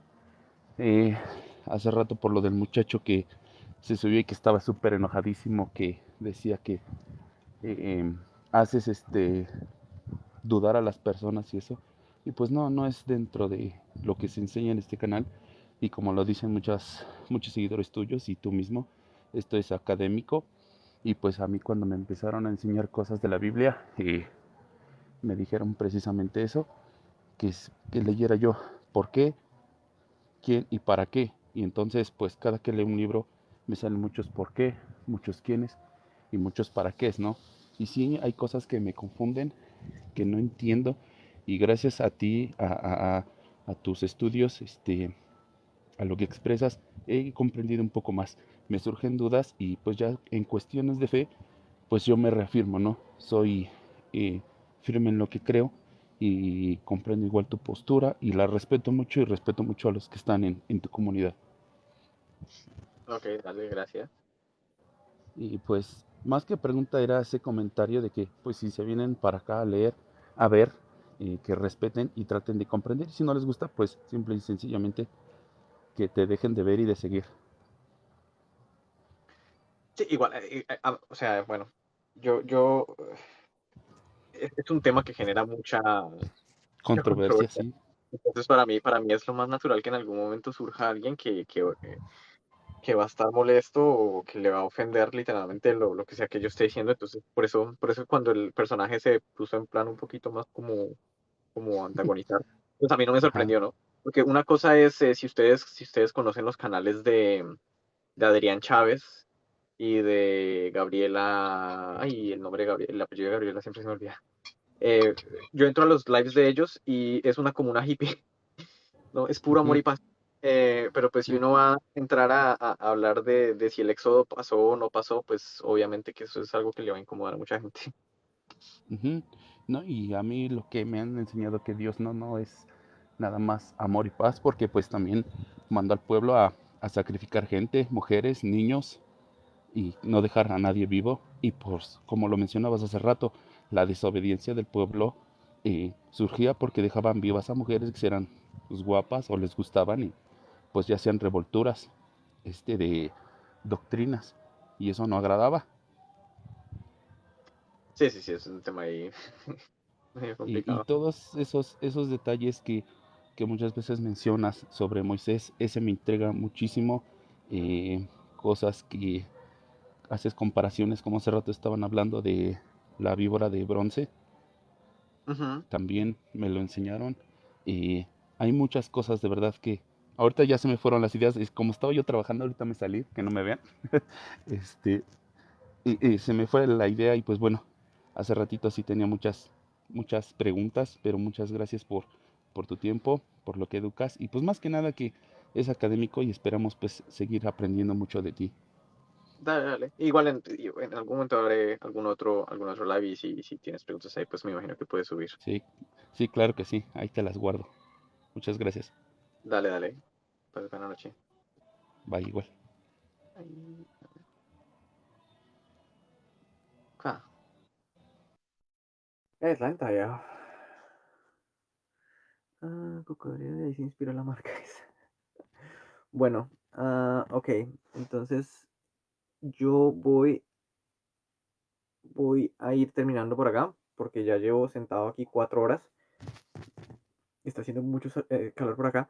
Igual, como es Semana Santa, probablemente tal vez en el fin de semana haga otro live o no, pues voy a ver, dependiendo de cómo termine la semana. Pero pues muchísimas gracias a todas las personas que participaron. Gracias por la paciencia ahí en el momento de la conversación que estuvo más estancada porque no iba a ningún lado esa conversación. Pero, pero sí, que pasen todos muy buena noche. Si hago otro live, probablemente lo haga tipo domingo, si es que lo hago. Pero tengo que ver qué hago el resto de semana. Entonces, si sí lo hago el domingo. Si no, pues probablemente la otra semana, ¿vale?